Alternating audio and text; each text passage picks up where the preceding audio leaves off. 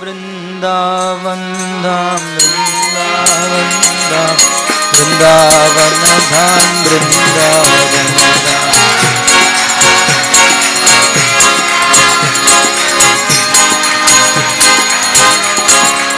Jayo Sri Vrindavan, Sri Vrindavan, Sri Vrindavan, Jai Sri Vrindavan.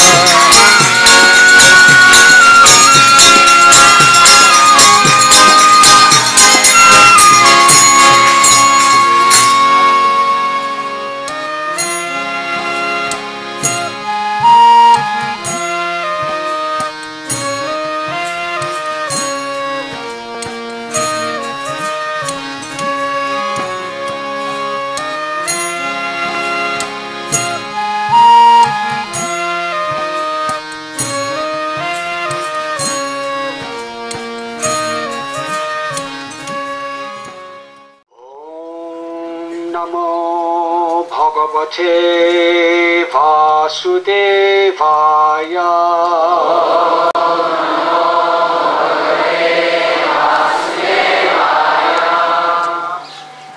Om Akyantimidandasya Jnananjanachalakaya Chakshuru Militam Jena Tasmai Sri Guruve Namaha. Shri Chaitanya Manobhishtam Sthapitam Yena Bhutale Swayam Rupa Tadamayam Tadati Swadadantikam Vandeham Shri Guru Shri Radha Shri Guru Vaishnavanscha Shri Rupam Sagrajatam Sahagana Raghunathanvitam Tam Sajivam Sadvaitam Savadutam Parijana Sahitam Krishna Chaitanya Devam Shri Radha Krishna Padam Sahagana Lalita Shri Vishakhanvitanscha Namo Vishnu Padaya Krishna Prishthaya Bhutale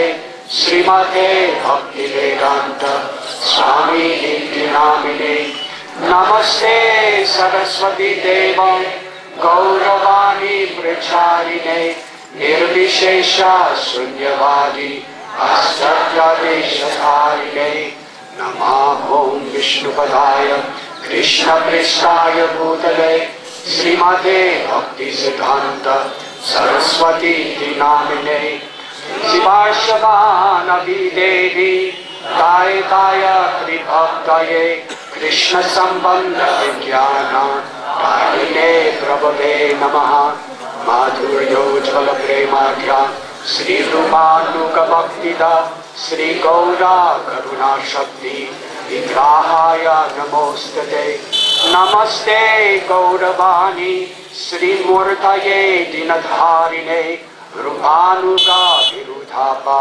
Siddhanta Dvantaharine Namo Gaura Kishoraya Sakshat Vairagya Murtaye Vipranambara Sambodhe Adambojayate Namaha Namo Bhakti Vinodaya Satchidananda Namine Gaura Shakti Swarupaya Rupanuga Varayate Gaura Virbhava Bhumestvam Nirdesa Sajjana Priya Vaishnava Sarvabhoma Sri Jagannathayate Namaha Vansha Kalpa Tarubhyascha Kripa Sindhubhya Evacha Vadidhanam Bhavanibhyo Vaishnavebhyo Namo Namaha Namo Mahavaranyaya Krishna Prema Pradayate Krishnaya Krishna Chaitanya Namine Gaura Dveshe Namaha Panchatattvatmakam Krishnam Bhakta Rupa Swarupakam Bhaktavataram Bhaktatyam Namami Bhakta Shaktikam He Krishna Karuna Sindhu Dina Bandhu Jagatpate Gopesha Gopika Kanta Radha Kanta Namaste Tam Pangor Jayatam Suratao Pangor Mama Manda Madhyar Gati Mad Sarvaswam Padum Bojao Radha Madana Mohanao Divyat Vrindavan Yakalpadrumadha Sriman Ratnagara Sinhasanastao Sri Sri Radha Sila Govinda Devao Pristalibi Sevya Manosmarani Sriman Rasarasarambi Vamsivata Tataskita Karshan Venus Vanair Gopir Gopinata Sri Estunaha Tapta Kanchana Gaurangi Radhe Vrindavaneshwari Vrishabhanu Sute Devi Pranamami Hari Priye Sri Krishna Chaitanya Prabhu Nityananda Sri Advaita Gadadhar Shivasadi Gaura Bhakta Vrinda Hare Krishna Krishna Krishna Hare Hare Hare Rama Rama Rama Hare Hare Hare Krishna Krishna Krishna Hare Hare Hare Rama Rama Rama Hare Hare Hare Krishna Krishna Krishna Hare Hare Hare Rama Rama Rama Hare Hare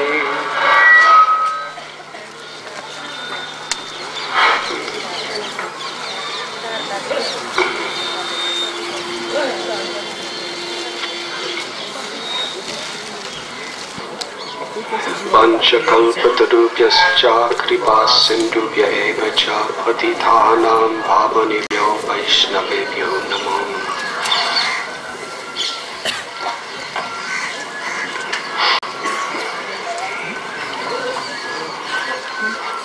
With immense gratitude in my heart, I would like to welcome all of the assembled devotees to our Braj Yatra.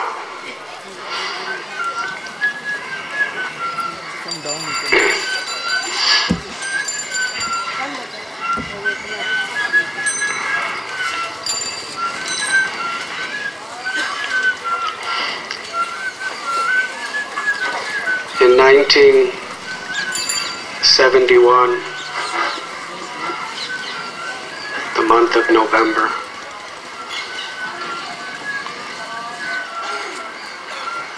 I had the causeless fortune of being in the presence of His Divine Grace, A.C. Bhaktivedanta Swami Prabhupada in Vrindavan. Where he was staying was not far from this place.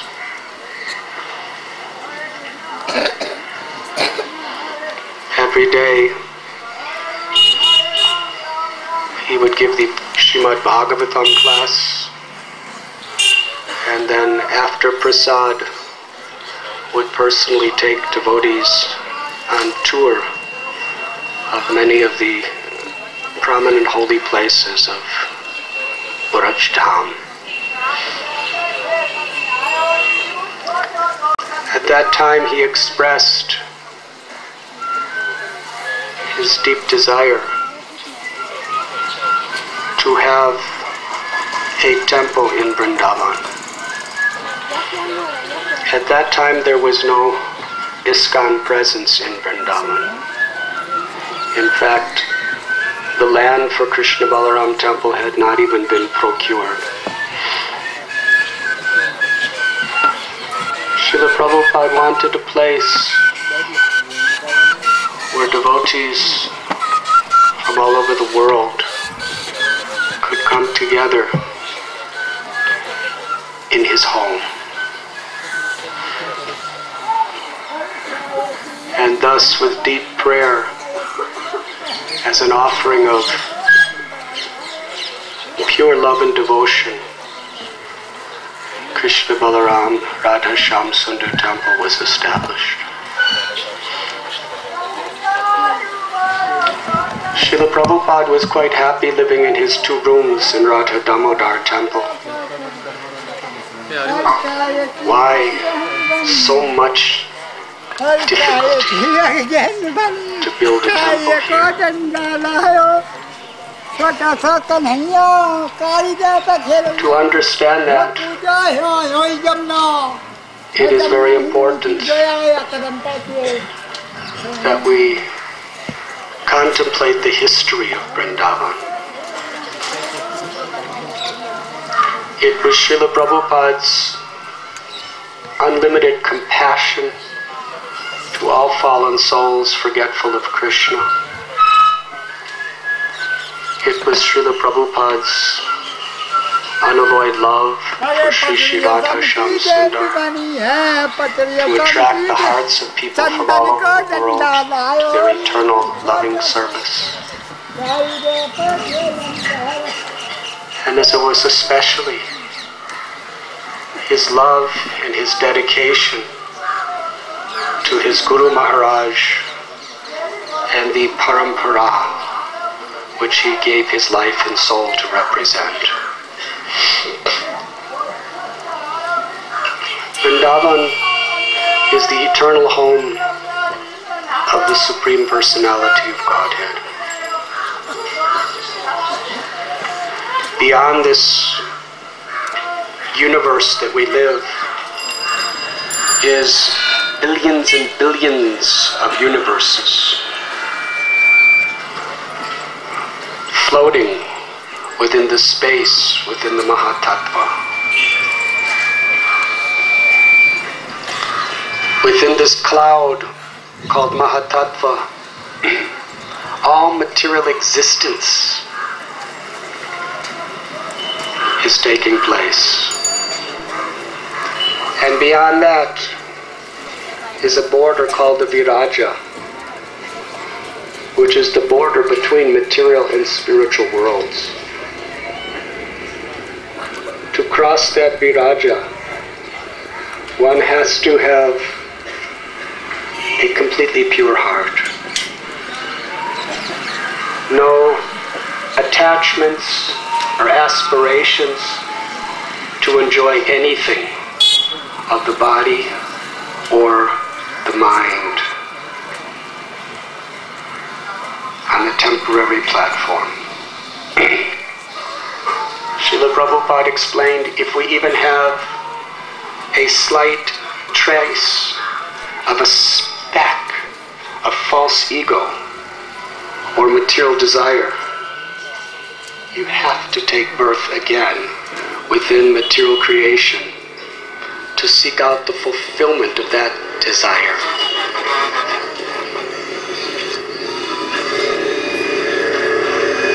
What is our hope?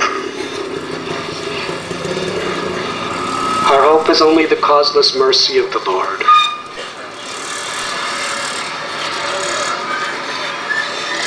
Vishwanath Chakravarti Thakur explains in regard to Krishna's Damodar Leela that Yashoda Mai was trying to bind Krishna's small waist with rope.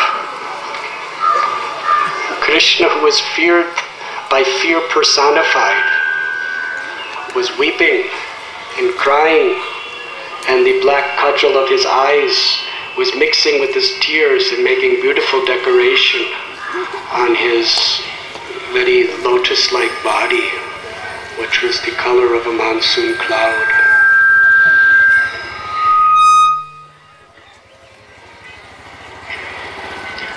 Yashoda Mai, in order to protect her son and teach him a good lesson, was determined to tie him to this wooden grinding border.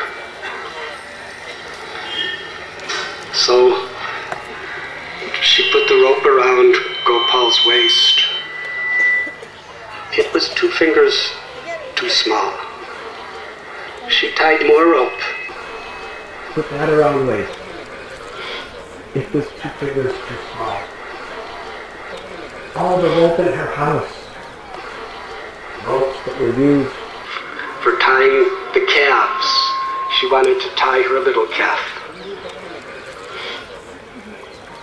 Hundreds of ropes. It was still 2 fingers too small. Now the gopis were watching, and they were smiling and laughing.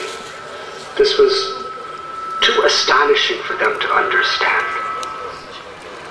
Finally, they told Yashoda Mai that it's hopeless. Don't you see that it's the will of Providence today that your son is so fortunate that he's not to be bound by a wooden grinding mortar? There's nothing you can do. Already all the ropes in the house. And Yashoda Mai was determined. She said, "It is now still early morning. If I tie ropes till the night time, and I have to find every single rope in the entire village of Braj, I will tie my son's waist." Why? Because I want to see what is the extent of his waist. And also, I have to teach him a good lesson. Otherwise, how will he learn? So, Yashoda Mai she said, "I've already tied 600 feet of rope around my child's waist. And Gopal's waist is only the size of my fist. How is this possible? This is astonishing. Even though his waist is only the size of my fist, there's 600 feet of rope and more rope and more rope and more rope. Still, it's always exactly 2 fingers too short. This is something extraordinary." So all the gopis were going out throughout Braj Bhumi and bringing more and more and more and more ropes. And she was tying them, and the malati flowers were falling from her hair, and she was perspiring, and her beautiful golden saffron color sari was becoming loose in her motherly love. Then Krishna accepted defeat because he wanted to show the whole universe for all time to come that he can only be conquered or bound by the pure affection of his devotee. So it is explained herein that what is that gap of 2 fingers, and what will fill that gap? One is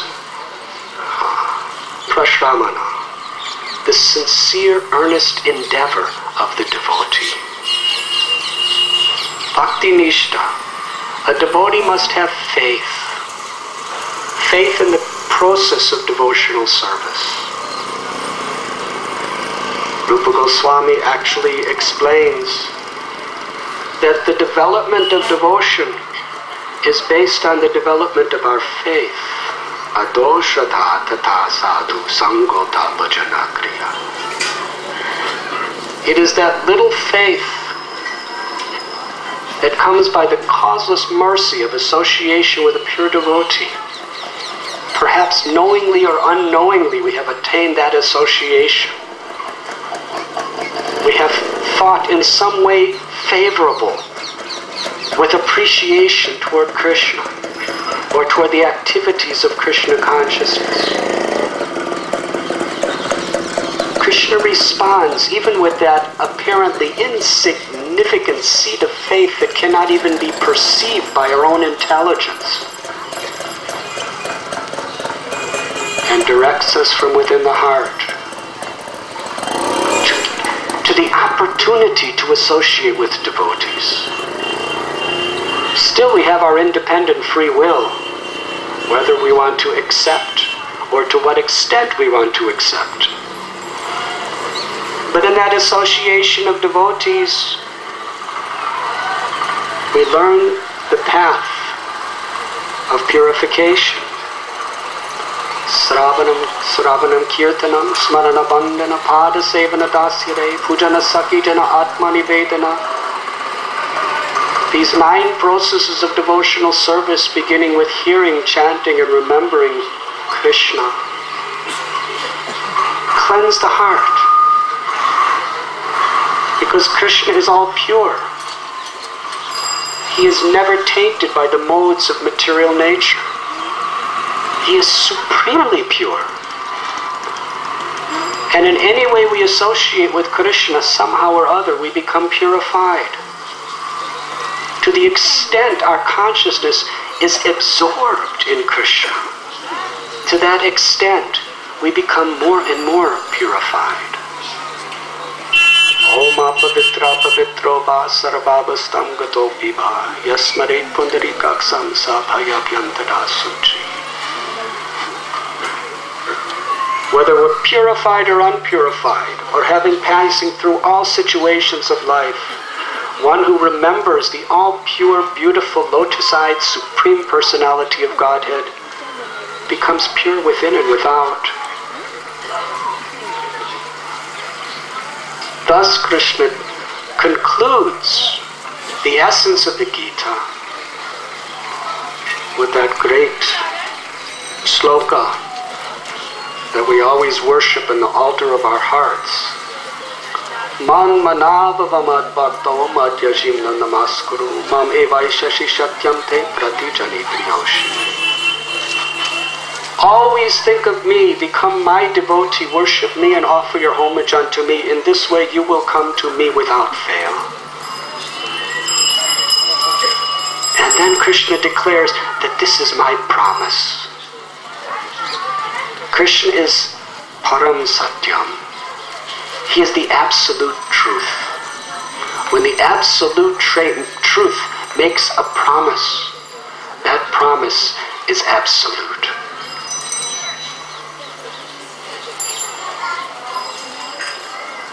So on the path of devotional service, there will be so many challenges that come. Challenges both within, due to our previous conditionings, doubts, material attachments, lust, envy, anger, greed, pride, illusion.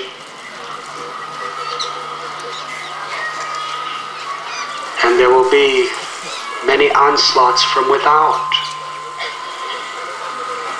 Maya's various energies trying to somehow or other, either abruptly or gradually, take our faith away from Krishna. So in order to carry on, faith is all important. Otherwise, why should we bother? Giving up so many of the treasured pleasures of this world. Living with simplicity. Following strict spiritual disciplines. Why and how could we carry on doing these things unless we have faith that in the end we will attain the ultimate goal of life?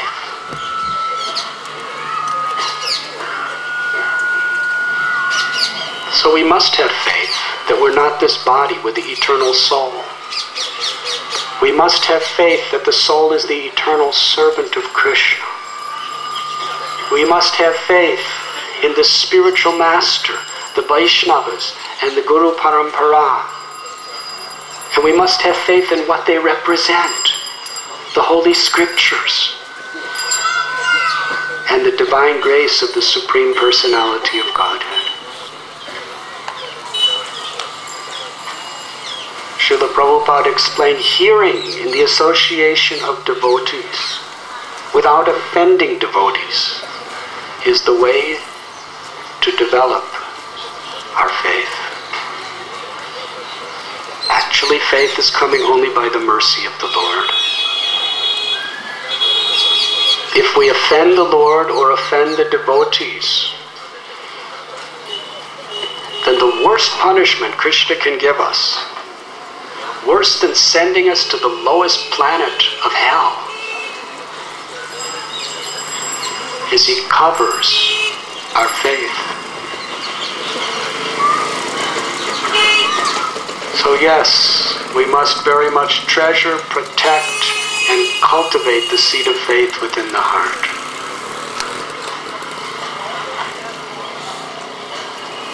Until our heart is completely purified. On the path of bhakti, our faith is in Krishna's causeless mercy. Ragadeshiva muktaistu vishayanindriyaishtaran atma vishaya vidheyatma prasadam adhikachtati. Krishna tells in Bhagavad Gita that one who follows the regulative principles of freedom can obtain the complete mercy of the Lord and thus be free from all attachments and aversions of this world. So by our sincere endeavor, motivated by faith and determination, Satatam Kyatiyanto Mam Yatantascha Drita Brita. Krishna says, my devotees are always chanting my glories and endeavoring with great determination. This determination is all important. Because freedom from the modes of material nature and ultimately pure bhakti is not a cheap thing. Rupa Goswami describes how pure devotional service is very rare. Why? Because when one attains pure devotional service following in the footsteps of the residents of Vrindavan, Krishna becomes subordinate to the love of his devotee.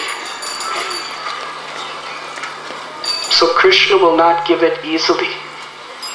He must see our genuine sincerity. And that sincerity must be expressed through determination.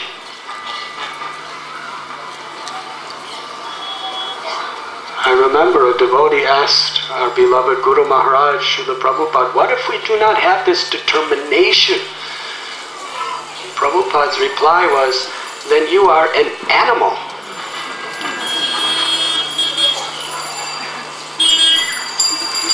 Nayam deho deha vajanga loke kastam kanaman ahati vipujam che tapodivyam putra kayena satvam sugyayasyam brahma sokyam dhvanantam. It's now time to break Ekadasi, so they're passing some grains, so please take immediately. Because when breakfast comes is unknown at the time.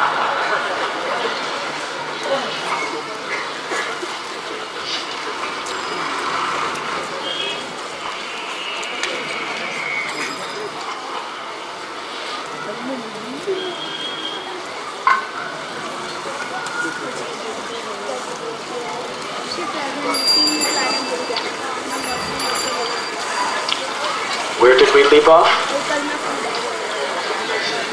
Yes.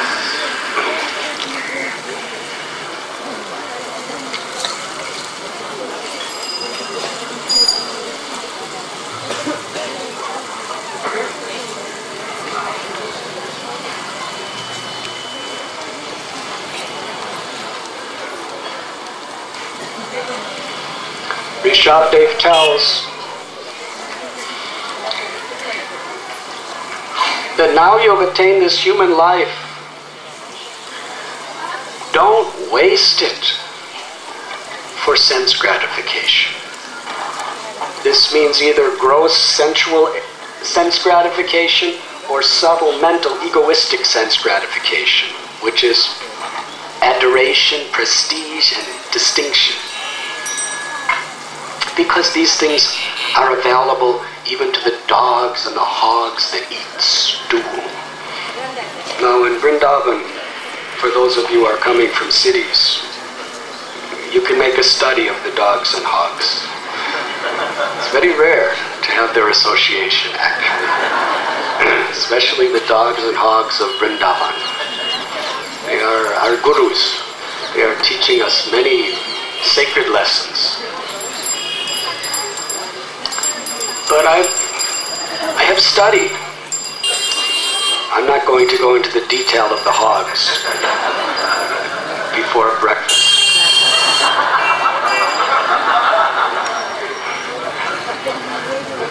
But when dogs fight and they snarl, and they snarl at each other, inspiration of those in our Gaudiya Vaishnava Sampradaya.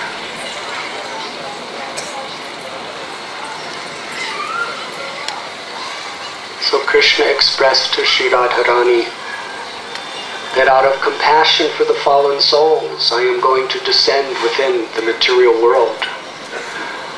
Please come. And Srimati Radharani, whose heart and soul is only to serve the will of Sri Krishna, she expressed yes. But I will not be happy without the Vrindavan forest, the hill known as Govardhan, and the river Yamuna. Krishna said, I know your heart. I have already sent the Vrindavan forest, Govardhan hill, and Yamuna. They are waiting for us.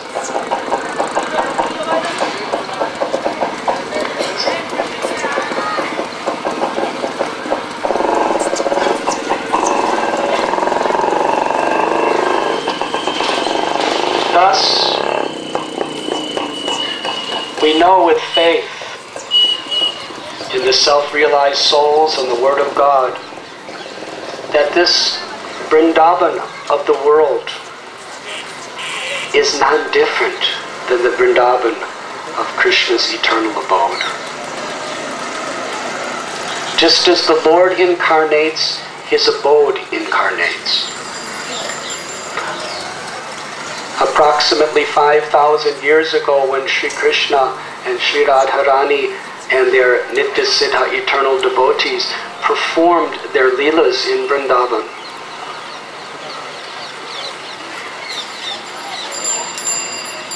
they did so to attract our hearts, to their loving service once again. They displayed so many beautiful pastimes to captivate our minds and give us subject matters to speak about and to hear about for our whole life.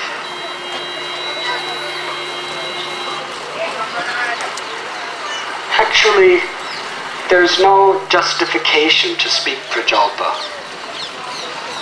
or mundane worldly subjects.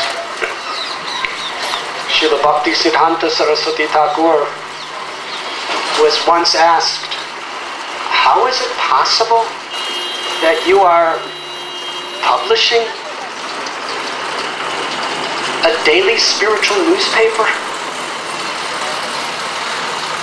How do you get enough sources of information to just carry it on?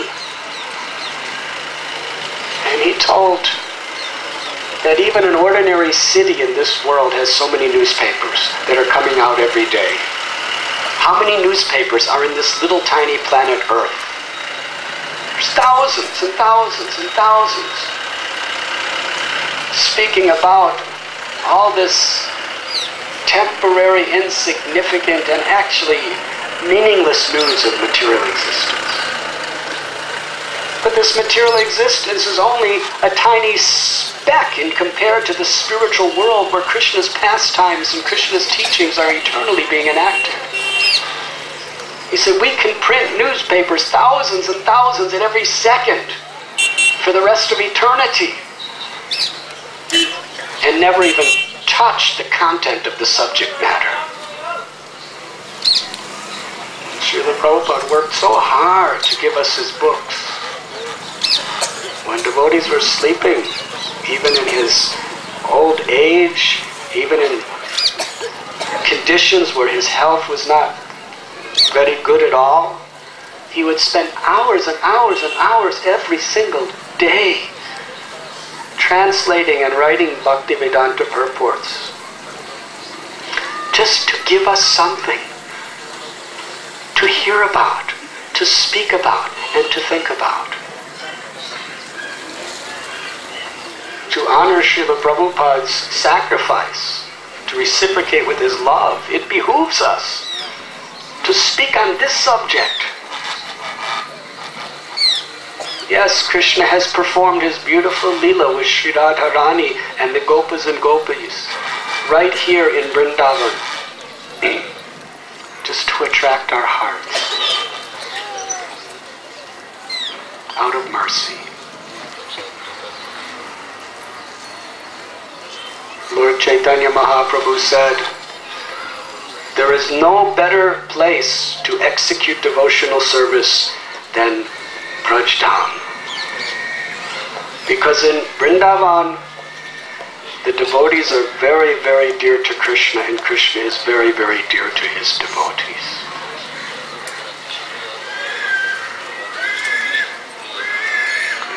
When the Lord performed his Leela here, it is called Prakata Dham. The Dham where the manifested Leela of the Lord is taking place.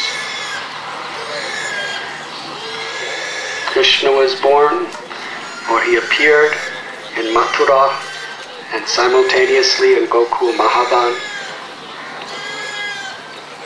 and resided in Mahaban area for 3 years and 4 months. And then due to so many disturbances from Putana and Sakatasura and Tunabarta, and then there was Nalakuvera and Manigriva in the form of Arjuna trees that fell down, just each only inches away from Krishna. It was decided that they should go to the Vrindavan forest. So Nanda Yashoda took Krishna and Balaram to Chatikar, Vrindavan, where they resided until Krishna was 6 years and 8 months. And then they moved to Math and Kamyavan and Kelamban and ultimately to Nandagram.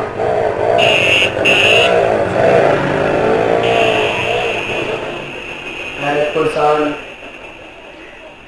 when Krishna was 10 years and 7 months in age, Akrura came and took him across Yamuna to Mathura.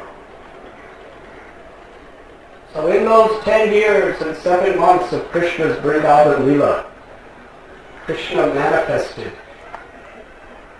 an eternity of pastimes, which cannot be calculated in terms of time. In fact, when Krishna performed his Ras Leela, just close to where we are today, in that one night, Krishna performed the Leela for the expanse of time and an entire night of Brahma. That means in one night, Krishna manifested Leelas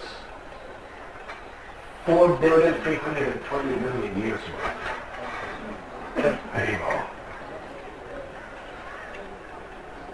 So therefore it is Nitya Leela Nitya Dham. But after Krishna liberated the demon Damsavatra, just outside of Mathura, he returned to Vrindavan and had wonderful pastimes with great reunion with his Vrajavasis. And it is explained he then brought them back to Goloka. At that time, the Aprakata Dham, the Dham that is not manifested to the worldly senses, which is in the spiritual world, could no longer be. It still exists here. The upreparated Dham of the Lord is eternally existing here. But it cannot be seen except through the cosmos mercy of the Lord. What we are seeing now is Drisman Dham, the Lord's supreme eternal abode, which by His mercy we could see it with our senses. But we don't really see it as it is. We don't read in Srimad Bhagavatam about tractors carrying petrol in a tank behind it, as we're seeing at this very moment.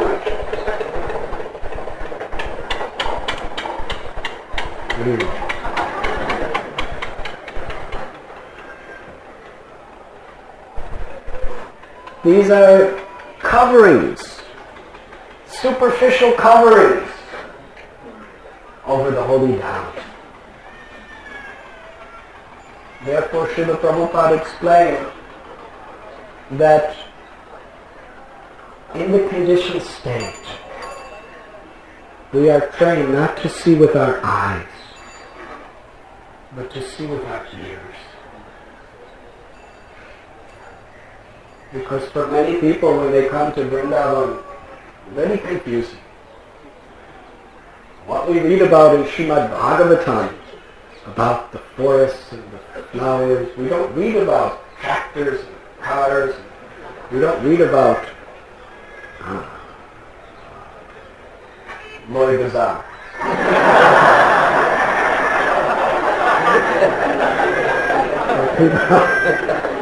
People go to shop and barter and all of these things.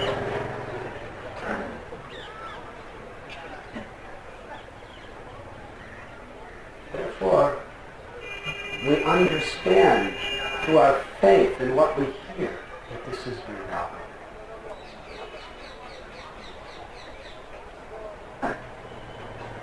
And for great personalities, whatever they see, they're in ecstasy because they're experiencing Krishna. So yes, we have to see through faith in what we have heard from the great souls. And this is very important when we are in Vrindavan. We should be very careful during our yatra. Because any progress we make by performing devotional service is magnified thousands of times in Vrindavan. Especially in the month of Kartika, the holiest of all holy months, which is presided over by Srimati Radharani, the very goddess of pure love. But at the same time, any aparads or offenses we commit have hundreds of times the reaction. So Prabhupada was very, very particular that his devotees are very, very careful. And Sri Chaitanya Mahaprabhu taught by his example as well. Jagadananda Pandit really wanted to go to Vrindavan. So Lord, and Jagadananda Pandit, he was a very special soul. He's actually an eternal resident of Goloka. Lord Chaitanya Mahaprabhu instructed Jagadananda Pandit that when you go to Vrindavan, you should not stay for a long time. And while you're there, you should always be in the association of Sanatana Goswami. Don't be independent. Srila Prabhupada explains why. Because the tendency is, when we come to Vrindavan, we see with our worldly eyes. We calculate things with our false ego.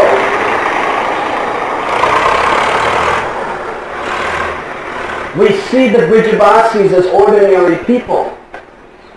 Because in many ways, they really appear that way. In fact, they even think themselves that way. But we do not understand, what is that connection with Krishna? Why are they here? Even to offend a monkey or a hog. We don't know who they are.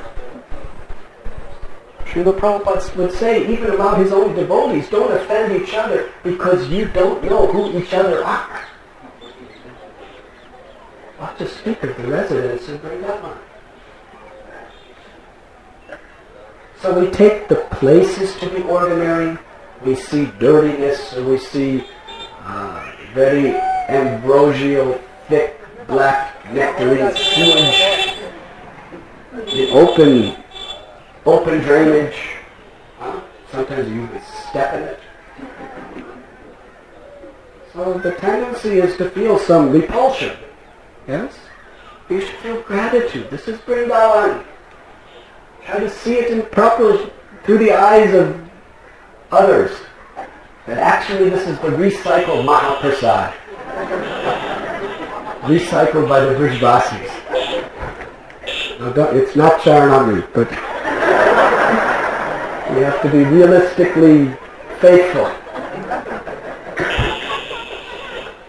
But we should try to see everything in a way that will increase our love and our devotion, and especially our gratitude. So yes, we are going to be going to places where Krishna and Sri Radha and the Gopas and Gopis are eternally performing their leelas. And we have to try to understand that it's happening here, now. Mandir Churita Bhakti Vilochanena. Only when my eyes are anointed with the salve of love can I see it as it is. Until then, we're only seeing the superficial external covering.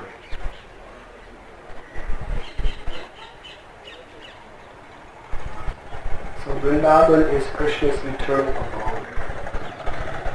It is not different than Goloka.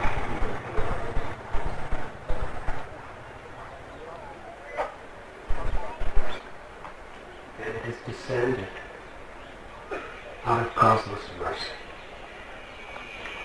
Vrindavan is the forest of Vrindadevi. It is described in Puranas that all the tens and millions of holy places throughout the universes are all present within one tulsi leaf. How is that possible? All the holy places of all the universes are within a single tulsi leaf. That is the power of Vrindadevi, an expansion of Srimati Radharani, who supervises the eternal affairs of Krishna and Radha's leelas and Braj. Tulsi Devi is her expansion, and her leaves are her offerings of pure unalloyed love to the lotus feet of Sri Radha Shamsundar.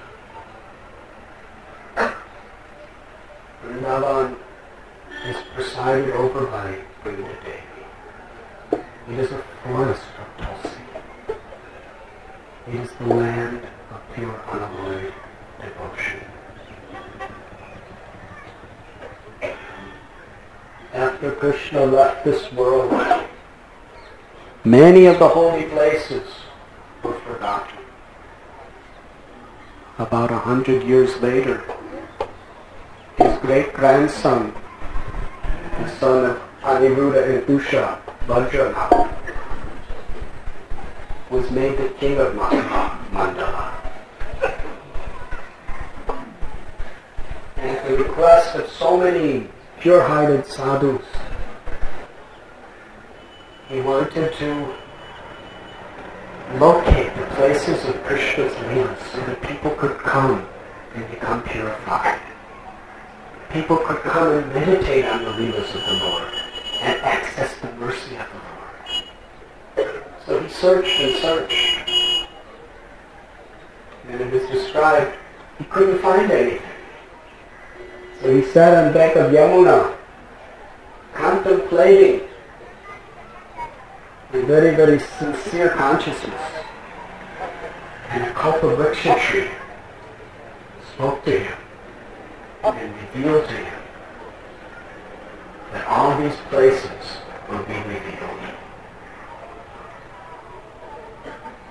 So he had many deities carved.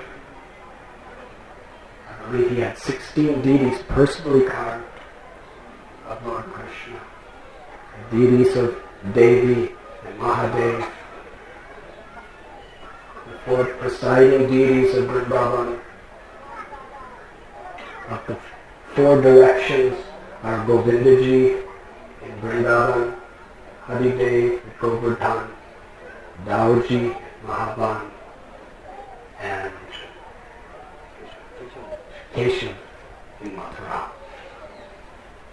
And he also installed 4 deities of Lord Shiva in the 4 prominent areas, 4 prominent deities presiding over the 4 directions. Gopeshwar Mahadev in Vrindavan, Kameshwar Mahadev in Kamyavan, Kuteshwar Mahadev in Mathura, and Chakaneshwar Mahadev Govardhan. So for so many efforts he revealed the wonderful abode of Raj. And so many countless saintly people came here to become purified.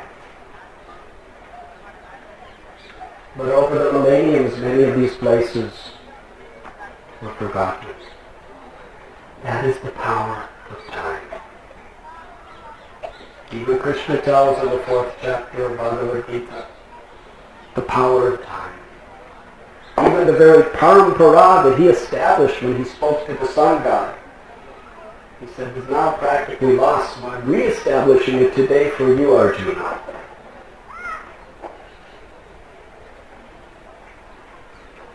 On Kartik Purnima in the year 1514, Sri Chaitanya Mahaprabhu came to Vrindavan. The day he arrived. He spent 2 months. For about 1 month he traveled through the 12 forests of Vrindavan. Scriptures tell us there are 5 forests on the eastern side of Yamuna and 7 on the western side.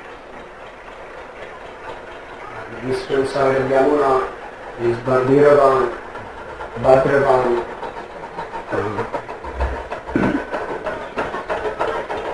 Belgaum, Lokavan, and Mahavan. And on this side of Yamuna is the prominent forest of Vrindavan, and Madhuravan, Talavan, Amuravan, Bahulavan, Kadiravan, and Kamyavan.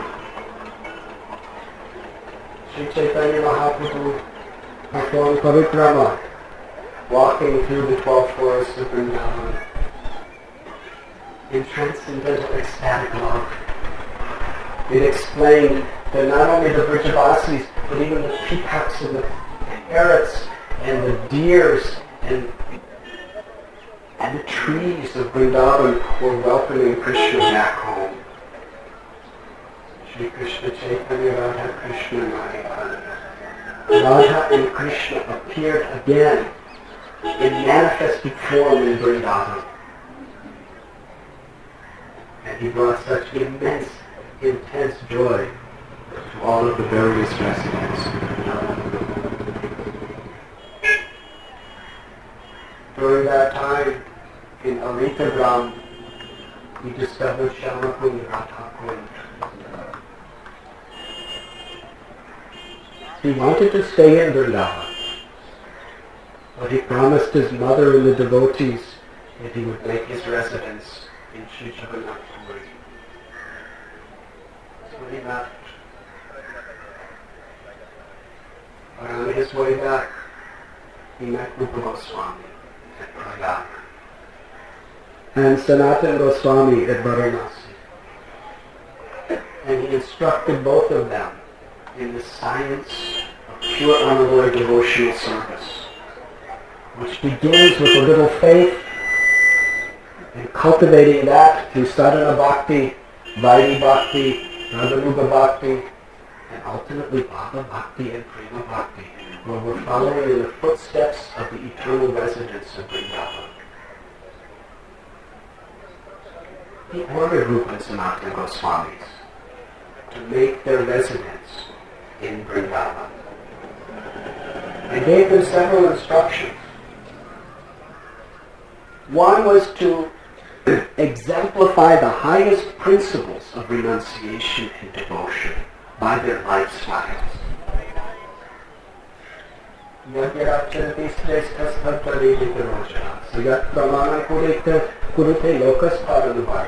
What great people do, common people follow.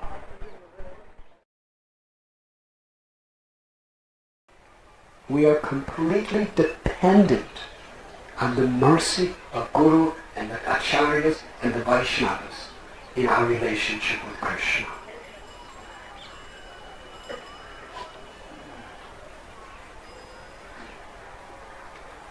Because of the Nagapatni's desire, Krishna was willing to hear the prayer of Kaliya.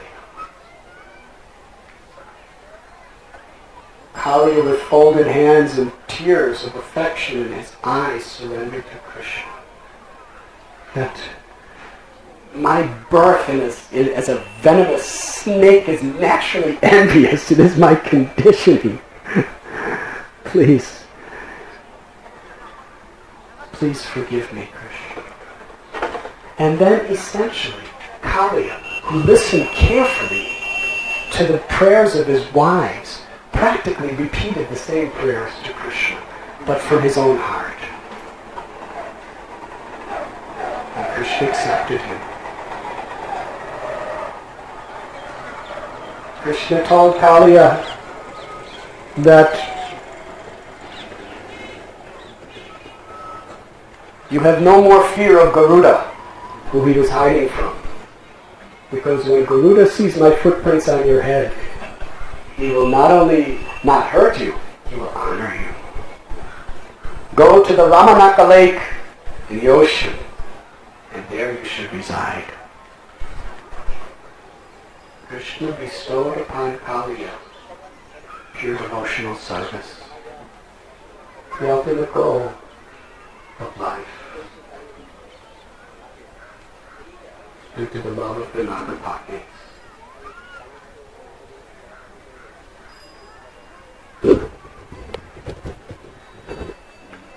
According to Bhaktivinoda Thakur, Kaliya represents envy. Envy in the heart. And that envy provokes one to act in various cruel ways to cause harm to others.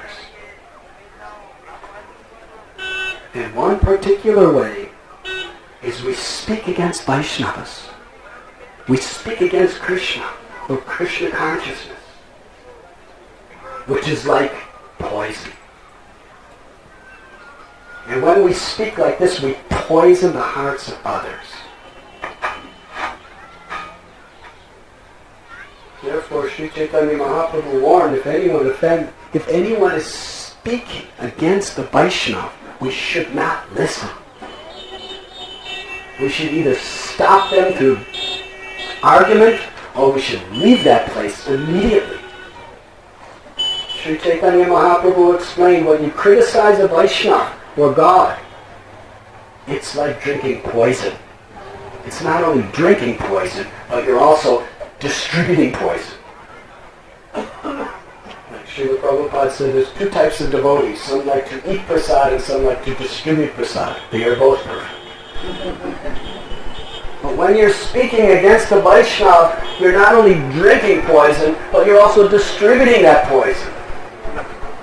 And if you're hearing someone speak like that, you're being poisoned imperceptibly. Poison doesn't always act immediately. That's why why it's so dangerous. You can put poison in sweet rice and people think it tastes nice. Very nice. Just like Prabhupada said, they say that arsenic is tasteless. But how does anyone know that?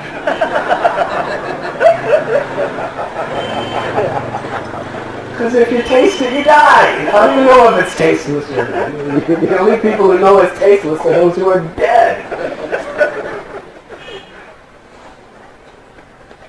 So you can drink it and it tastes nice. But imperceptibly, it's killing our propensity for Krishna consciousness. It's killing our faith. It's killing all of our good qualities that we may have spent many, many, many lifetimes to achieve. So yes, out of envy, we should never poison ourselves or poison others by speaking against Krishna, devotional service, or the Vaishnavas. Even if we're quoting scriptures and so on and so forth, Bhaktisiddhanta Saraswati said, we must be very careful not to hear or to be affected by this. Because it is like the demon Kaliya entering our heart. This envy. Envy is the basic principle of material bondage. It is because of our envy of Krishna that we are in this world and remain in this world. Bhoktaram jagatapasam sarvaloka maheshwaram sudadam sarvabhutaram jatvam shanti Krishna. Krishna tells one can attain peace who understands that all sacrifices are meant for my enjoyment. That I'm the best well-wishing friend of all living beings, and I'm the proprietor of all that exists. That conception that I am the proprietor, that I am the benefactor, that I am the enjoyer, is all emerging from that quality of envy that is so deeply, imperceptibly seated within the heart. That is Kaliya. Kaliya represents that envy. Bhakti Vinod Thakur says we must chant the holy name, understanding that we are being possessed and terrorized by these demons. We must chant the holy name with great attention, with great sincerity, crying out for mercy. That is how we must chant.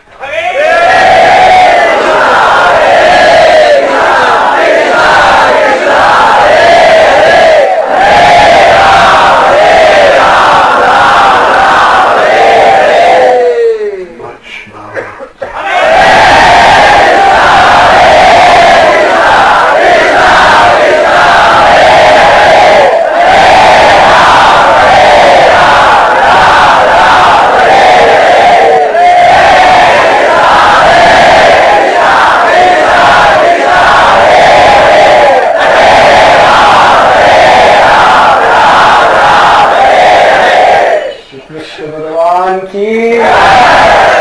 Krishna is not different than his name. When we chant the name of Krishna, Krishna, Prabhupada said, is dancing upon our tongue. Similar to the way Krishna is dancing on Kaliya's hoods, Krishna is dancing in our tongue.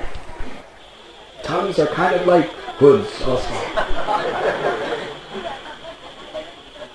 And when Krishna dances upon our tongue, what happens first? All the poisons start coming out. Have any of you had that experience? The poisons. Sometimes when we start to chant the holy name, anartani vritti, all these unwanted things start coming to the surface. Horrible qualities within us that we didn't even know existed. Yes? But just carry on your chanting. Don't give in to these impulses and these desires. Just let them pass. Just tolerate them and let them pass. And go on chanting the holy names, honoring and serving the Vaishnavas, doing the will of Guru. And in this way, soon all the poisons will come out, and Artha Nidhi shout. And then there will be faith, attachment, higher taste, attachment, and ultimately love. So please, recognize the envy and the poison that is within us. And be very, very careful not to allow anyone to influence us with any more poison. And don't affect anyone else, because it's such a disservice, it's such an offense. To disturb a person's tender creeper of faith, which has taken millions of births to achieve, is such an offense. Don't give in to that propensity. Honor the Vaishnavas. Vinarapi sunichena taror ivaseshnana amanina manadena kirtaniya sadahari. Sri Chaitanya Mahaprabhu taught this is how we must chant the names of the Lord. Feeling oneself humble like a blade of grass, laying flat in the street. Tolerant like a tree, ready to offer all respect to others and expect none in return. In this state, we can attract the full mercy of the Lord as we chant His holy name.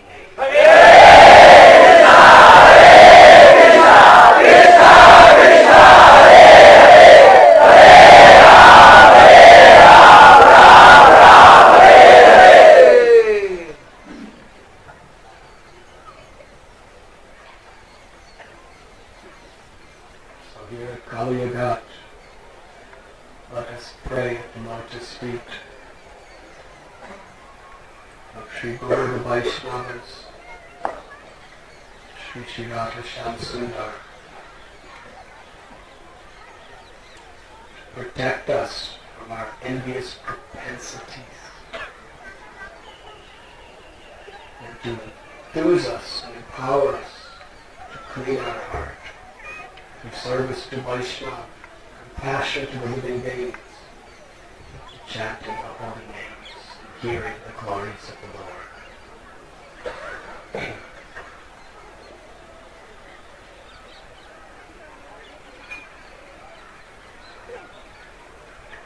Krishna then came out of Kaliya Ghat, Kaliya Lake. Vishwanath Chakravarti Thakur explains so nicely that first, actually, Kaliya and Nagapatnis, they offered so many gifts to Krishna. They worshipped Krishna. They were offering artis to... Can you imagine Kaliya? Now he's offering artis and putting garlands on Krishna and putting jewels on Krishna, and Nagapatnis were assisting him in all this beautiful seva. Actually, while Krishna was dancing on Kaliya, his Kastubamani fell off and went into the ocean, and went into the lake, and fell right into the treasury box of Kaliya. So the Nagapatnis came and brought all Kaliya's wealth to offer it to Krishna, and there they saw this Kastubamani. They didn't know it was Krishna's originally, and they offered it back to Krishna, and he accepted it as his own.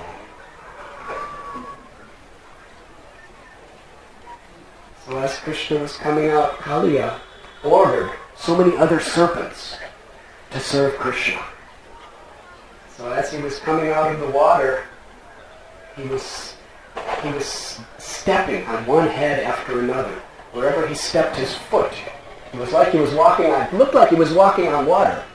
But actually serpents' heads were coming up with every step, and he was kicking them and giving them his mercy. And he came out with his beautiful garlands and wonderful ornaments. And the cowherd boys, they were so happy. It was like they regained their life. They just leaped up, and they, with smiles and laughter, they ran to embrace Krishna. And Lord Sri Balaram, he embraced Krishna and put Krishna on his lap, and was inspecting Krishna's body, gazing at every limb to see if there was any injuries during his fight with Kaliya. And Nanda Maharaj and the cowherd men, they just gathered around Krishna in a circle. And they were practically overflowing with transcendental happiness, as if Krishna had just come back from the dead. And Yashoda she took Krishna to a private place and put her on his lap, and she was embracing him and kissing him and incessantly weeping and weeping, bathing Krishna's body with the tears of her motherly love. And then the Brahmins, they came forward. The chief of the Brahmins was Bhaguri Muni, who was the chief priest in the ministry of Nanda Maharaj. And he said to Nanda Maharaj, in order to protect Krishna from future dangers, you should give in charity to the Brahmins. So Nanda Maharaj very happily gave cows and gold to Bhaguri Muni and all of the Brahmins. In this way, there was a wonderful, wonderful experience of, to whatever extent there was the ecstasy of suffering while Krishna was in Kaliya's coils, now there was the ecstasy of union with Krishna in happiness, seeing his victory.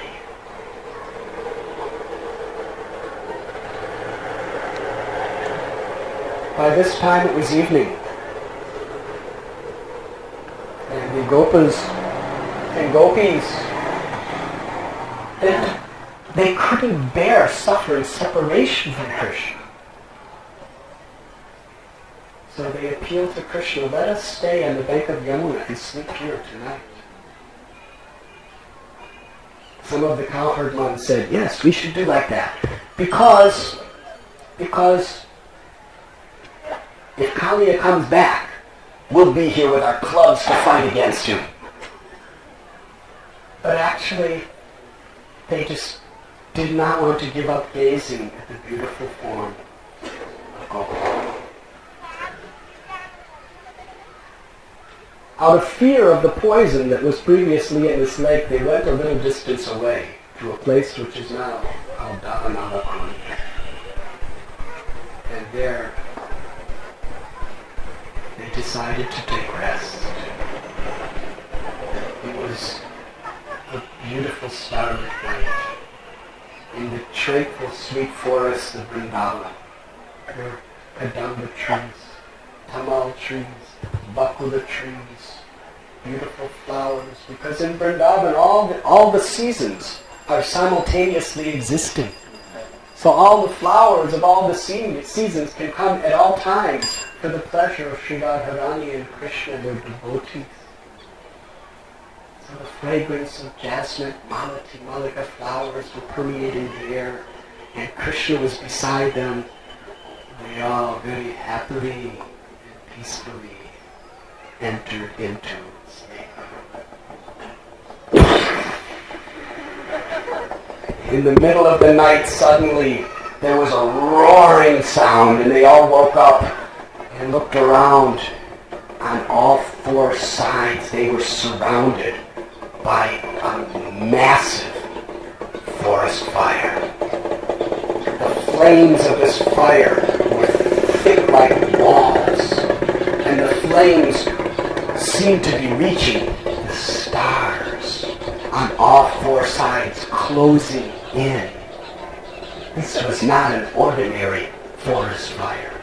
The acharyas explained that perhaps it was one of Kaliya's friends, a horrible demon who assumed this form of a fire just to get revenge against Krishna for making Kaliya a devotee.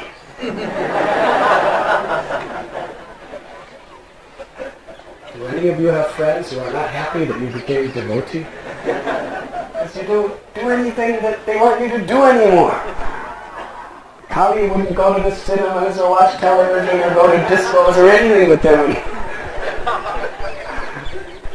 In that sense, when we become devotees, so many people become disappointed with us, and so many people become very angry at the Hare Krishna movement, even family members sometimes.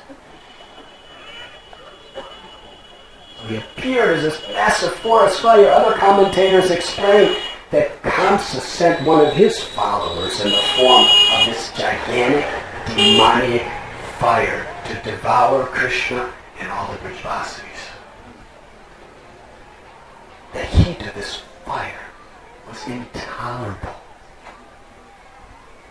The Brajavasis with the cows, they all approached Krishna as their only shelter.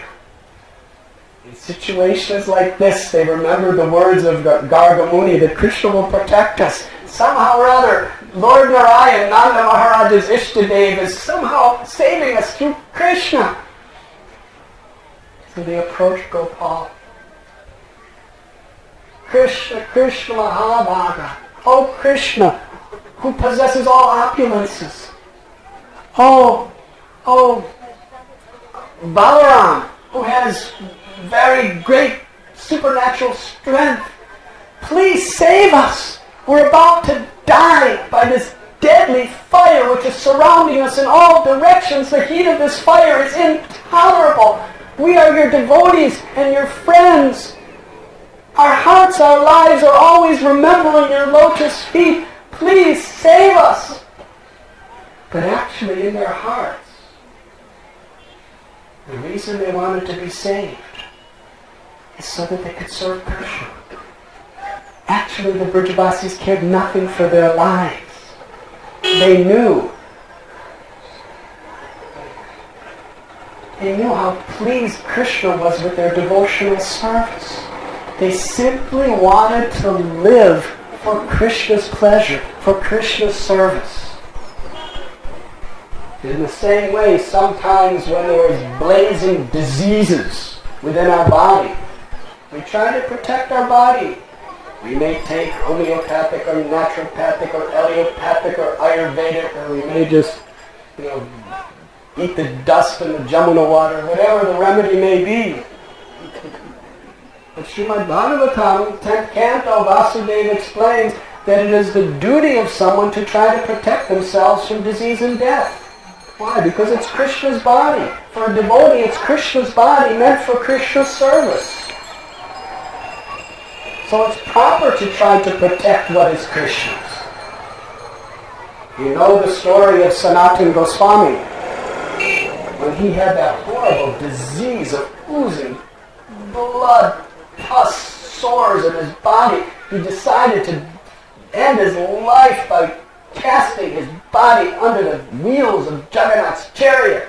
Haribo, is that a good plan? He never said a word. It was a secret. He was going to do it. But Chaitanya Mahaprabhu was residing in the heart of his devotees. One day he said, Sanatan, give up this nonsense thought of ending your life. Your body belongs to me. You've already surrendered to me. That means your body, your mind, your words, your life is mine. Do not destroy my body. I have many great things I want to do through your body. In this regard, one of our very dear devotees, His Holiness Srila Bhakti Tirtha Swami Maharaj. I just spoke to him and his devotees a few days ago. There's a very big fire of cancer in its last stages. Allopathic doctors don't give him more than a few months to live. He's taking natural treatments, and he's in such a divine state of consciousness. We all know him as being the healthiest looking person in the universe when he dances. He dances and he plays that drum, whatever it may be. And everybody's falling to the ground exhausted, and he's still smiling and dancing. It breaks our heart to think of him in this condition. But he's trying his very best to restore his health for only one purpose: for the service of Prabhupada, Vaishnavas, and Shriyata Shamsud.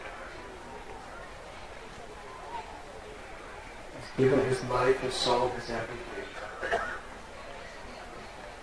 to be an instrument of Prabhupada's mercy in the world. He's really trying.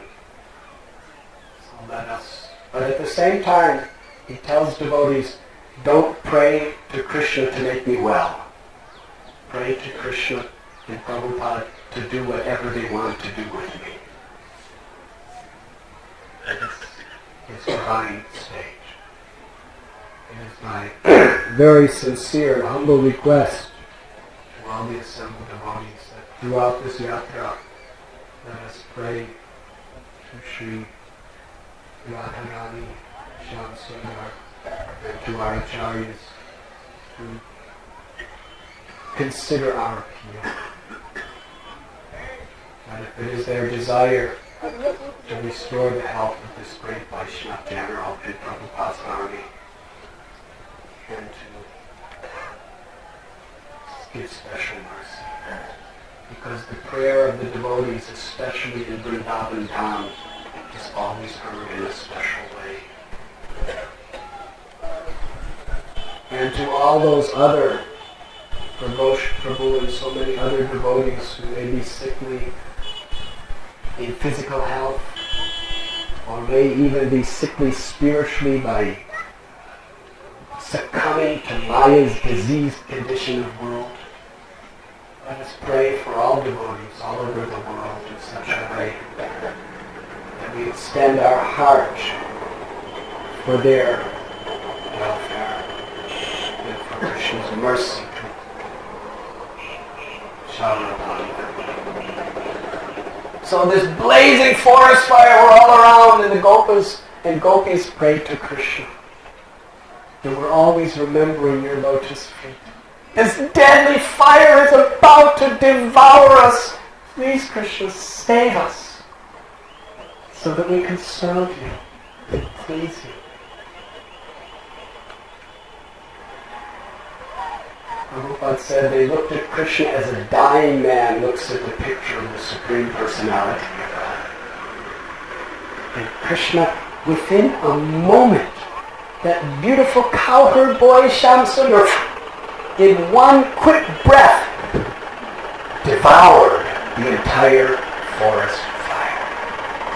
Swallowed it in his own mouth. And the stars were shining. And again, the forest of Vrindavan was restored in its natural tranquility. Thakur Bhakti Vinod explains that this massive forest fire represents a very serious anartha, which can cause massive disruption in the Krishna consciousness movement. It is the deadly enemy of intercommunal discord amongst the Vaishnavas.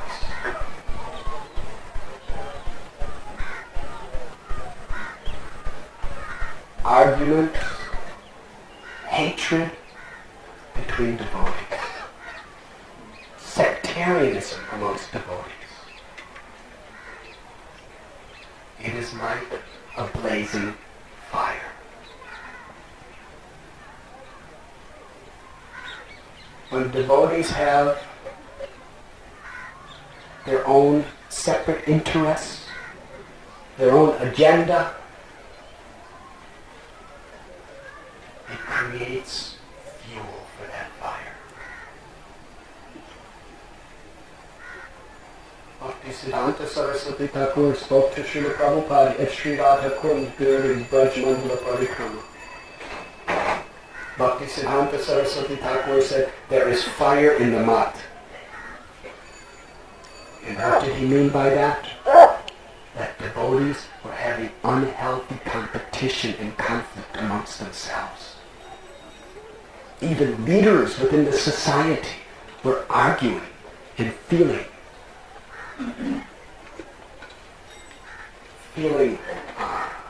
negative thoughts toward others, even envy and competition.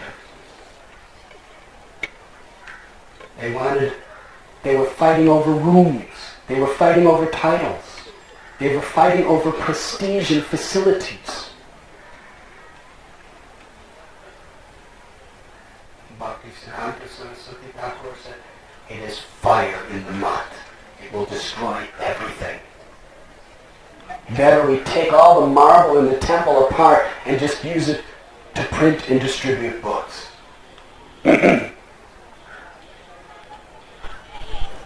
Srila Prabhupada said, Maya cannot disturb this movement from outside. It can only disturb the movement from within. When we allow these anarthas to control our lives, and ego creates conflict and discord amongst the Vaishnavas, then the whole world suffers. There's only a few people in percentage of the world's population who have Krishna consciousness. If only we could work together. Prabhupada explained, united we stand, divided we fall. Prabhupada was so severely broken-hearted when he saw members of Gaudiya Math so much discord and disharmony that they broke into so many factions. It was an army that could have saved the world. And he tried in so many ways to bring people together. So don't be an agent of this forest fire. Don't let the petty, insignificant, ridiculous things like prestige or facility or title or position ruin your life and be a part of the destruction of Lord Chaitanya's movement. We can't destroy it, but we can destroy so much within it.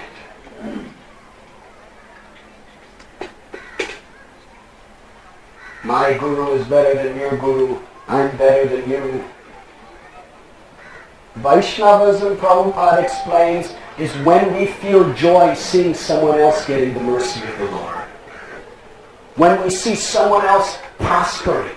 When we see someone else becoming empowered. When we see someone else becoming famous. When we see someone else becoming glorious in whatever they're doing for service. When we see others getting the mercy of the Lord, that should be our greatest happiness, even more than when forgetting it ourselves. That is Vaishnava. But if we become envy, when we see someone else prospering, and in that envy,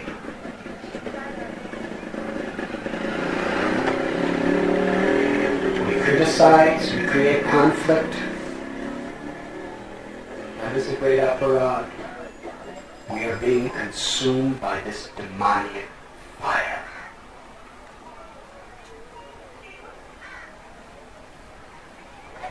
So Krishna swallowed the forest fire here, close to here, and thus taught us how we should all be humble servant of the servant of the servant of the servant toward all Vaishnavas, with honor and respect. 4,500 years later, Lord Chaitanya Mahaprabhu was living at Kaliya Ghat. Every day he would come to Imlital to chant Hare Krishna mantra. But one day at Imlital, some of the local people were saying, have you heard at Kaliya Ghat? Kaliya has appeared again in the lake in the Jamuna. And we're seeing Krishna's dancing on his hoods every night. Yes, we see there are flaming jeweled hoods and Krishna's dancing upon them every night. Mahaprabhu Sri Chaitanya listened. One day, Balabhaja Bhattacharya, he became so affected by hearing this.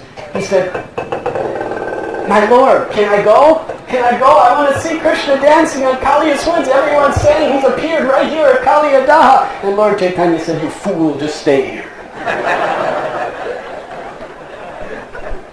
And then that day, some very intelligent Brahmins came. Came before Lord Chaitanya Mahaprabhu. And they said, you know something? Foolish people are saying that Kali has appeared at Kaliya Ghat. That means right here. But we investigated what it was. Actually, it's a fisherman who has a boat And he keeps some lanterns on the boat because he fishes at night so he can see, and he's there with his net fishing, and the foolish people are seeing him from a distance, and they're thinking it's Krishna dancing on Kaliya. There you are. So that was the end of that. Then they said, but actually, Krishna has appeared again in Vrindavan. As you! You're a sannyasi! Oh no, Narayana! Sannyasi is not different than Narayan himself. And Lord Chaitanya Mahaprabhu held his ears. Vishnu, Vishnu, Vishnu! Never say this. The living entity can never become God. Lamaivam sam jiva loke jiva bhuta sanatana manashashtanindriyani prakriti stani karishati. That the living being is always the eternal part and parcel of Krishna. Jivera swarapur Krishna anything. Thus we are eternally servants of Krishna. We can never become Krishna. And after he completely crushed all of their impersonalistic Mayavadi conceptions and established true Vaishnavism, they understood. They said, everything you're saying is absolutely correct, but Krishna has appeared in Vrindavan. By your mercy we can understand that although you have a beautiful golden complexion, we can understand that actually you are the blackish son of Nanda Maharaj. You cannot hide this from us. Just like you cannot hide pure scent of musk by covering it with some cloth. You can understand that you have appeared in Vrindavan again. And Lord Chaitanya Mahaprabhu, by his causeless, inconceivable mercy, revealed his divine opulences to those devotees as the Supreme Personality of Radha. These are a few words I'd like to share with you in this very holy place of Kaliya Ghat. Please let us pray very sincerely from the very core of our hearts that by the mercy of Guru and Vaishnavas, by the mercy of Shri Gauranga, Shri Radha Shyam Sundar, that we may free ourselves, or we may surrender to Krishna, take shelter with Krishna, and be freed of our Kaliya-like envy. And let us pray to the humble servant of the servant of the servant. And let us pray that all the Vaishnavas in this yatra will experience the transcendental glory of Shri Radha and Govinda's love. Thank you very much.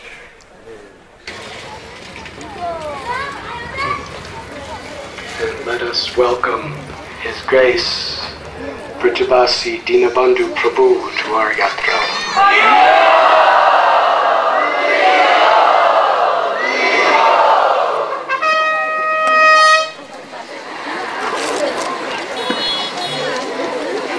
We would like to invite Dinabandhu Prabhu to speak.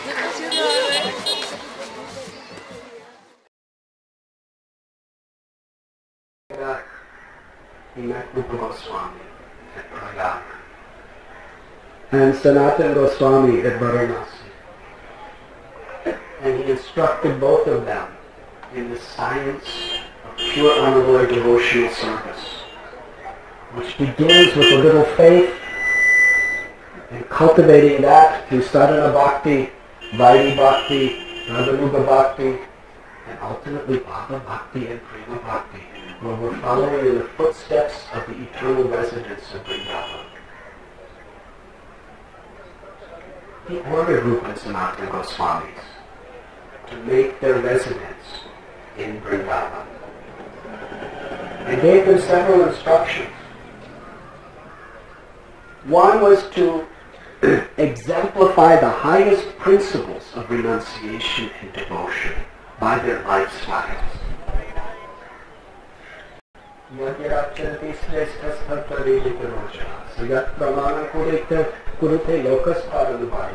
What great people do, common people follow.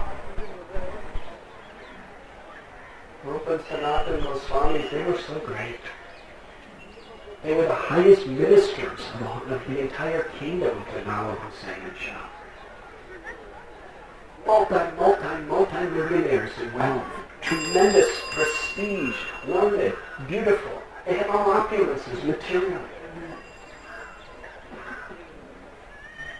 But they showed the world the highest perfection of sadhana.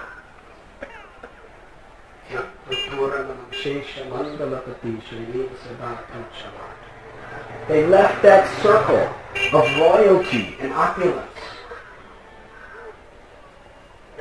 to live under a different tree every night. We know for sure many times they must have slept under this tree. Kaliya Ghat. They performed a bhajan under various trees.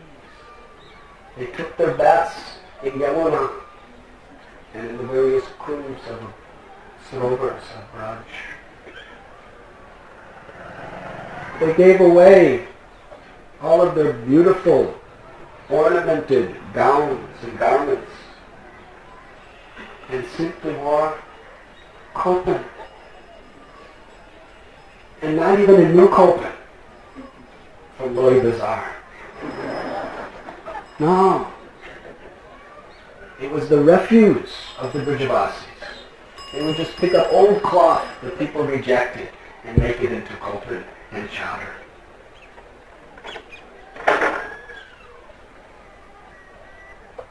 And that was all they wore. And they would go house to house and beg for some fried chickpeas or a little roti. That was their food. They lived so simple. But they were constantly absorbed. They would chant hundreds and thousands of names of Krishna every day. Offer obeisances to the Vaishnavas and to the holy places every day. They were immersed in extracting the essence of all the Vedas. Nana, Shastra, Vichara, and Record. Rupa and Sanatana Goswami, the 6 Goswamis, how they lived. So simple. Yet, they were always weeping in ecstatic love for Radha and Krishna. If anyone tries to imitate the Goswamis, we will not survive. All we could do is just take the dust of the feet of the servants of the servants of the servants on our heads and just aspire to follow in their footsteps. Sri Chaitanya Mahaprabhu ordered the 6 Goswamis to write literatures which substantiate and illuminate the highest treasure of Vrindavan Bhakti, which they have done. Rupa Goswami has written Upadeshamrita, Bhakti Samrita, Bhakti Rasamrita Sindhu, Rupala Niravani, Lalita Madhava, Vidagda Madhava, so many books. Sanatana Goswami wrote Brihad Bhagavatam Rita, he wrote commentary of 10th canto of Srimad Bhagavatam. Radhanath Das Goswami wrote books. Jiva Goswami, over 100,000 Sanskrit verses, establishing philosophically with all authority what is Bhakti of Vrindavan, and revealing the highest rasas of love. Lord Chaitanya also ordered the 6 Goswamis to build temples and establish deity worship, and to search through the scriptures, through histories, and through the only revelation that he empowered them with, to find the holy places of Radha and Krishna's pastimes and reveal them to the world. So the six Goswamis spent the rest of their lives traveling through Rajbhumi, and revealing to the world and excavating the places of Krishna's leelas. Why? Why build such gorgeous temples as Madan Mohan and Raja Govinda and Raja Gopinath, Radha Damodar, Radha Shamsundar? Why such magnificent temples in a place where there's just forest dwellers living? The Judasis are just farmers. There's not many. They're just living together. And the Goswamis, they never even lived in their temples. They were still under trees. Mahaprabhu Sri Chaitanya ordered them to build these temples to make Vrindavan a holy place. Because that is his mission. Namo Mahabharanyaya Krishna Prema Pradayate Krishnaya Krishna Chaitanya Namani Gaurate She Namaha. Sri Chaitanya Mahaprabhu, he descended into this world as the most merciful, most munificent of all incarnations, because he's profusely delivering Krishna Prema of the highest level to everyone and anyone, not considering who is fit or unfit. He declared on several occasions that in every town and village throughout the entire planet, the holy names of the Lord, Sri Radha and Krishna, will be chanted. That is his mission. Sri Chaitanya Manobhisam Stapikam Yena Bhutale Swayam Rupa Gatamayam Gatati Swakaram Gakam. And Sri Rupa Goswami perfectly understood the very heart of Lord Chaitanya Mahaprabhu.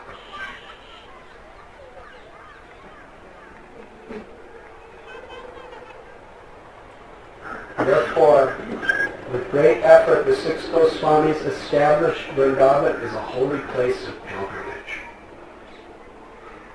Now gradually people from all over the entire subcontinent of India were coming to bathe in Yamuna, to do Govardhan Parikrama, to travel through the 12 forests of Vrindavan, to offer prayers. And through their books they taught people how to practice Krishna Bhakti. And most important,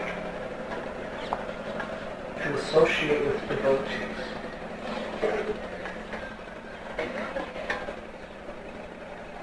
So yes, this was Mahaprabhu's mission. Lord Chaitanya Mahaprabhu was Radha and Krishna.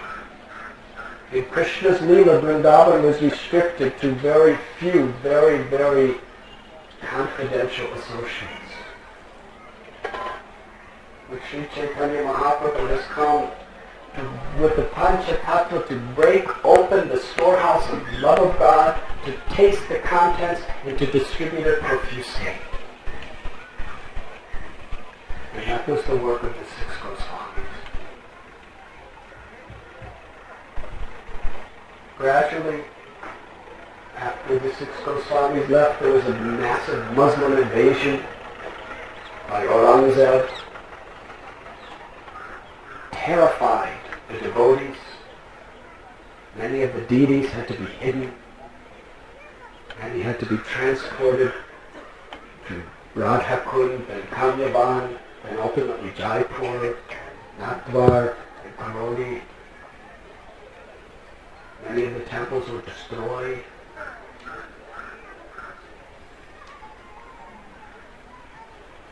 Practically Braj Bhakti in Braj had to become underground. Very difficult. But then the great Acharya, Vishwanath Chakravarti Thakur, like a commander-in-chief amongst Vaishnavas, came to Vrindavan and so fearlessly reestablished consciousness and the awareness of the holy places. Re-established the pure Siddhanta of Sri Chaitanya Mahaprabhu, which was tampered with so much, and actually brought Vrindavan once again to its true glory, even in the eyes of the world. As we're traveling through Vrindavan Dham, we'll see thousands of beautiful, ornate carved stone temples and courtiers and homes and so many things. Can you imagine at the time of Vishwanath Chakravarti Thakur how incredibly opulent Vrindavan was? Like nowhere in the world. Opulent with artistic expressions of devotion to the highest perfection.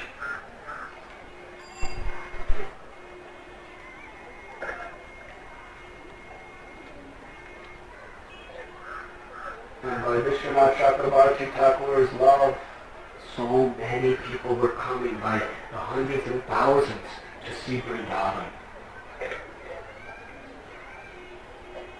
and to worship the Lord here. Because that is Mahaprabhu's mission. But gradually as time passed, in this age of Kali, you really have to fight against deterioration and deviation, both individually and personally as well as collectively.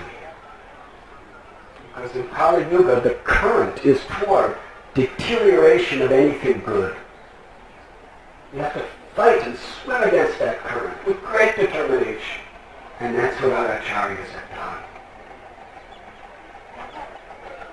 When Thakur Bhakti Vinod came here, Vrindavan was so full of thieves and dacoits. Thank you very much.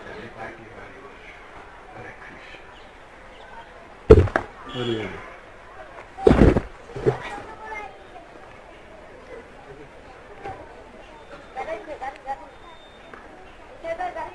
That pilgrims were afraid to come. And when they come, almost anybody who came would get robbed and sometimes killed. And there was no law that could protect people. Mahaprabhu's desire, Radha and Krishna's desire, is that people could come to Vrindavan to find shelter. Thakur Bhakti Vinod risked his life and practically eliminated all dacoitry from Vrindavan.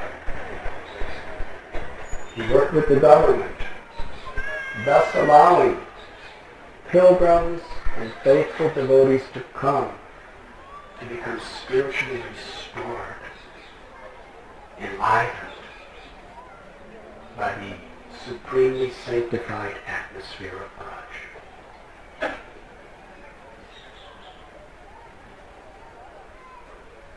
It is described in Purana that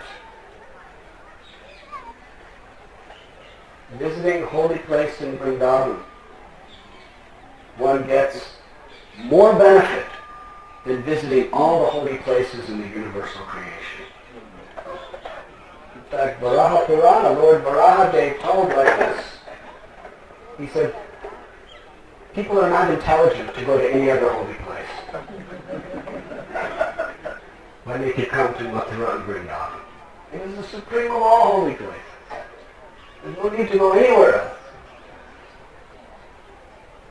Of course, we know that Navadvip Mayapur is not different than Vrindavan. And Puri also, because Lord Chaitanya was.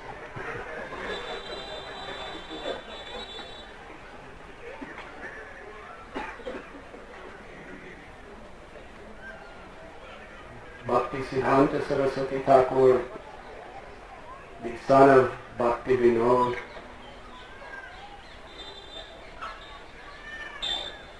he would bring his devotees to Vrindavan to perform the Brajmandala Parikrama.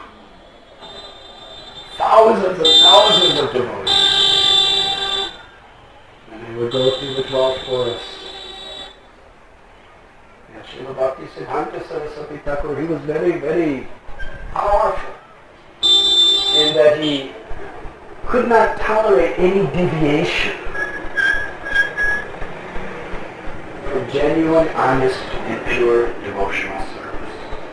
Any type of hypocrisy, any type of sahajism, he very openly and strongly defeated.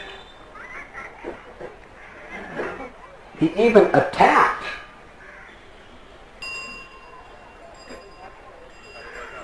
the traditions that barred people from various castes or nationalities from all rights to attain pure devotional service. This was the mood of Lord Chaitanya Mahaprabhu. That every living entity is a pure, eternal spirit soul, part of Krishna.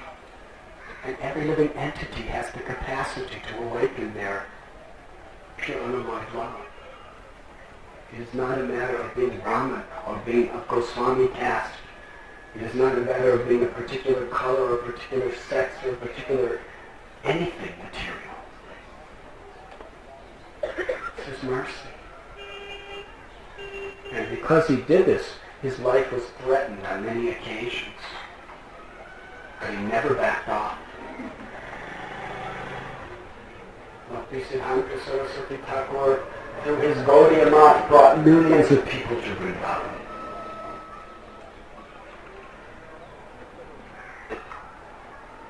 His Divine Grace A.C. Bhaktivedanta Swami Prabhupada, when he was living in Radha Damodar Temple in those two small little rooms, he had no money, he had no followers, he had nothing but love and determination. He understood the spirit of his Gurudev, the spirit of Bhaktivinoda Thakur, the spirit of Vishwanath Chakrabarti Thakur, the spirit of the six Goswamis, the spirit of the Panchatattva, Lord Chaitanya Mahaprabhu, and the spirit of Sri Sri Radha Govinda. And therefore he came to Vrindavan not to retire, but to prepare for his world mission. At the age of 69, he left Vrindavan with 3 volumes of the first canto of Srimad Bhagavatam. At the King George Dockyards in Calcutta, on Friday the 13th of August, 1965, the Jaladuta began its journey. It took over 30 days before it reached New York Harbor. During those 30 days there was seasickness, there was heart attacks, so much problems. And that was only the beginning. In the Bowery there was poverty, there was death threats to his life, so many health problems. Prabhupada persevered relentlessly out of his burning fire of love and compassion for you and me.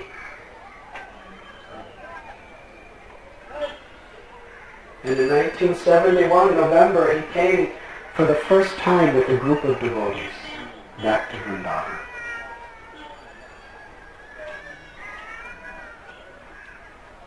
And he revealed his heart. Even from way back in the time when he was living at Radha Damodar, he wanted to have a center in Vrindavan where the world could come. And he wanted that center to exemplify the highest, purest principles of Vaishnava behavior and the pristine teachings of Lord Chaitanya and the six Goswamis. So yes, Srila Prabhupada established over 100 temples in his life, And by his inspirations, hundreds and hundreds and hundreds more have come throughout the world. And it was his desire that all his devotees come to Vrindavan and to Mayapur Dham to be spiritually recharged, to deepen the substance of our faith, our surrender, to taste the sweetness of the supreme gift of Braj Bhakti.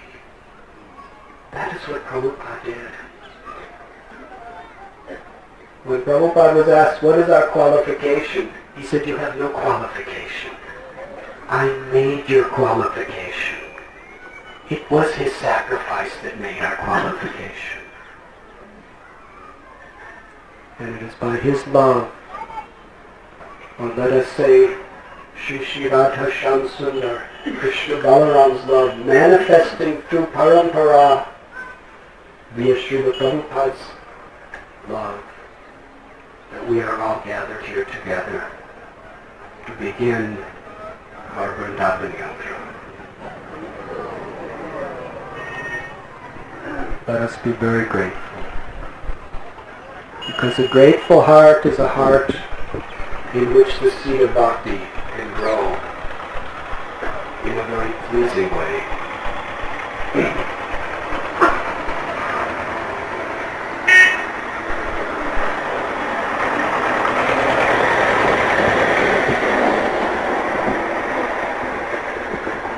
If this chapter came 5,000 years ago, the Brajavasis would probably think it's a little baby asura.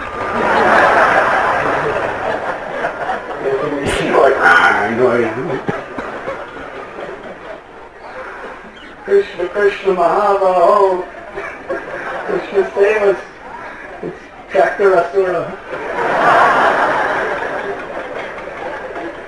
But actually they're being used in Krishna's service. That is the power of bhakti.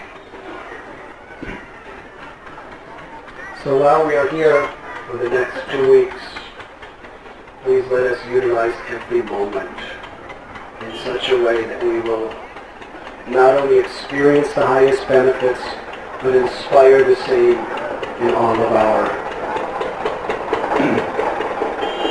assembled Vaishnavas.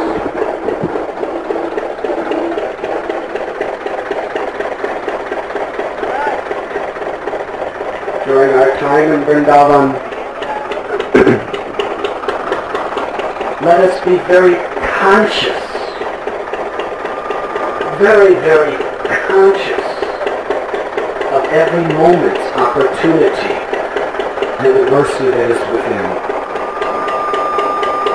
Let us not waste any time. Rupa Goswami explains this is one of the characteristics of a sincere devotee, is not to waste even a moment. Especially while we're here in Vrindavan. It's a wonderful chance.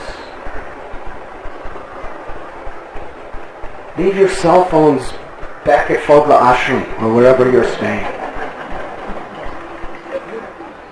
While you're here, this is a chance of the year to totally absorb your entire consciousness in Krishna.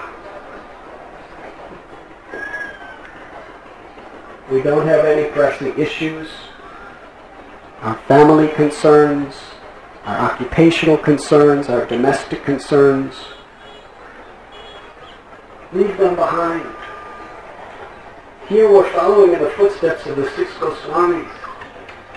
Any inconvenience in this yatra, be grateful that you can, after millions and millions and millions of births, by the causeless mercy of Guru and Krishna, we're allowed to experience some inconvenience in the holy Dham of Vrindavan. Be grateful. Even if you have to wait, or even if you're hungry, or even if your saris and dhotis are getting purified and decorated by the mud and the dust of Braj. Even if there's some physical sickness or some fatigue or thorns stabbing your feet. Radhanath Swami said that when the thorns of Vrindavan enter my feet, I experience a bliss millions of times greater than merging into the impersonal Brahman.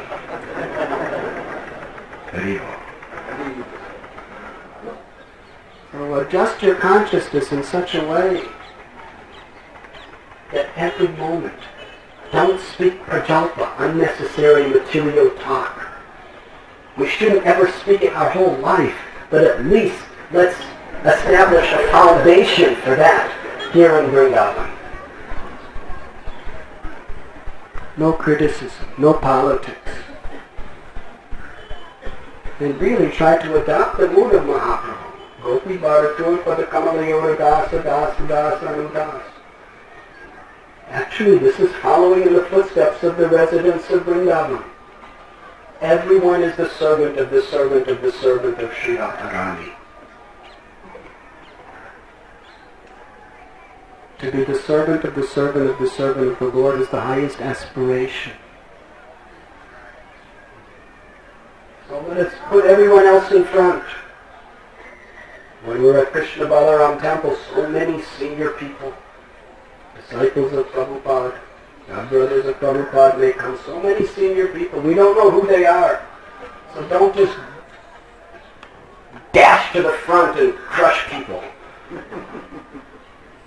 Be respectful. Let other people go forward. Be enthusiastic in a way that is honoring and respecting other Vaishnavas. The Vaikuntha atmosphere, Prabhupada said, is where every devotee thinks that every other devotee is better than me. That is Vaikuntha. There's a beautiful story. Srimati Radharani was on swing with Krishna. But then she got off and put each and every other gopi on the swing, and she was feeling more happiness. So our happiness should be seeing others getting Krishna's mercy. Our happiness should be feeling ourselves the servant of all other Vaishnavas. Treat with respect and care, especially the older people.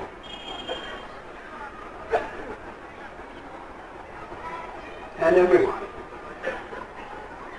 In this way we can create a real mood in which Krishna will be pleased. And when Sri Radha and Shamsundar are pleased, they reveal Vrindavan down to us.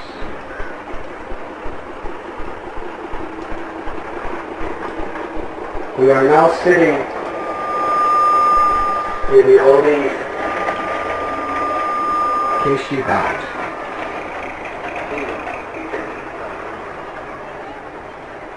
This very ancient, gigantic Kadamba tree has a beautiful history, which I would like to briefly narrate for the pleasure of the Vaishnavas. One day it is explained in Srimad Bhagavatam, Krishna and the cowherd boys entered into the forests of Vrindavan with cows. That day was Balaram's appearance day. So Rohini Devi kept Balaram back to take the Shanti Snan, to have a sacred bath, and to give in charity cows and gold and other valuables to the Brahmins. So Krishna and Gopas, without Sri Balaramji that day, entered into the forest. Srila Prabhupada explains the sun was scorching hot that day. And therefore, the Gopas were feeling very, very serious thirst. This is all taking place by the Leela Shakti of the Lord. The Lord's energy which makes every type of arrangement from within and without for Krishna's Leelas to be most pleasing and most exciting. So the boys came running to this place where we're sitting now, where there was a lake, which was a part of the river Yamuna.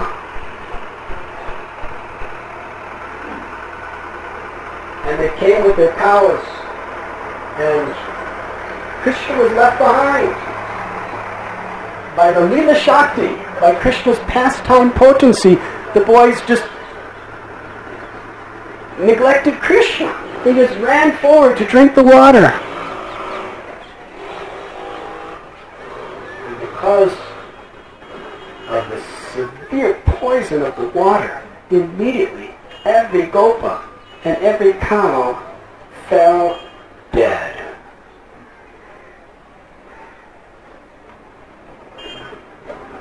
Krishna saw this, and with his glance, he brought them all back to life. For Krishna, anything is possible. Actually, Krishna's glance is the source of all life within the entire cosmic manifestation. Krishna just glances within the Mahatattva, and through his glance he impregnates all the jivatmas within the Mahatattva. And he also activates the three modes of material nature and makes the whole universe full of life. And that is just an expansion of Govinda, Paripurusha, Balahamvajami. So Krishna, by his merciful glance, brought all the gopas back to life with their cows. And they were astonished. They were speaking amongst each other that we were just dead, but now we're back alive. Krishna glanced on us. One gopa said, "What is the secret? What is the secret behind this?" And another gopa said, "I know the secret. The secret is Garga Muni. He told that Krishna, the son of Nanda, he would always protect the devotees. He would always protect the residents of Vrindavan. He has protected us today. Why should we be surprised?" In this way, all the gopas and cows, in great ecstasy, we were just dead and now we're alive. They were remembering Krishna, thinking, because Krishna is empowered by Lord Narayan, who's the worshipable deity of Nanda Maharaj, we were all saved. Why was this lake full of poison? It was the abode of the son of Kadru. Kadru is daughter of Daksha, and her son was Kaliya. Kaliya was the very personification of evil and envy. Kali was the embodiment of fear. He was like a malignant, incurable disease in a ball of fire within the belly of Yamuna. He emitted so much poison. He actually made a city under the water called Javastan. And just by his breathing, the water became so thick and dense with deadly poison that it was literally boiling. And it was radiant with light. And the vapors were so deadly that even if a bird was flying way, way overhead, if it smelled the vapors of Kaliya Lake, it would immediately fall dead. And the vapors killed all the forest around it. There was nothing alive except this Kadamba tree. Before, Garuda understood that Krishna would perform his Leela here and put nectar on this tree to keep it alive. And other commentators said when Krishna put his feet on this tree, it came alive. Everything else in this entire area is dead and dry. But Lord Shamsundar, he climbed to this Kadamba tree, to a high branch. And first, he gathered his hair, then he retied his turban, then he tightened his belt, then he put a fist up for all his friends to see, which was the fist of victory. Then he slapped his arms like a wrestler and jumped right into the thick, boiling, burning lake of deadly poison. And Krishna's body is very light and very small. They showed him I could hold him all day long in her arms and feed him her breast milk. But when Krishna entered, Krishna's, according to his will, lighter than the lightest or heavier than the heaviest. When Krishna dove into the Kaliya lake, where you're all sitting now, now it's an ocean of transcendental, beautiful Vaishnavas. When he dove into that lake, made a huge splash, and the poisonous, vaporous, deadly waters of Kaliya Lake was overflooding its banks on all directions. And Krishna began to play. He was swimming and he was splashing, but he was splashing in such a way that when Krishna would splash, the sound of the water would make musical sounds. Krishna could actually play ragas just by splashing water.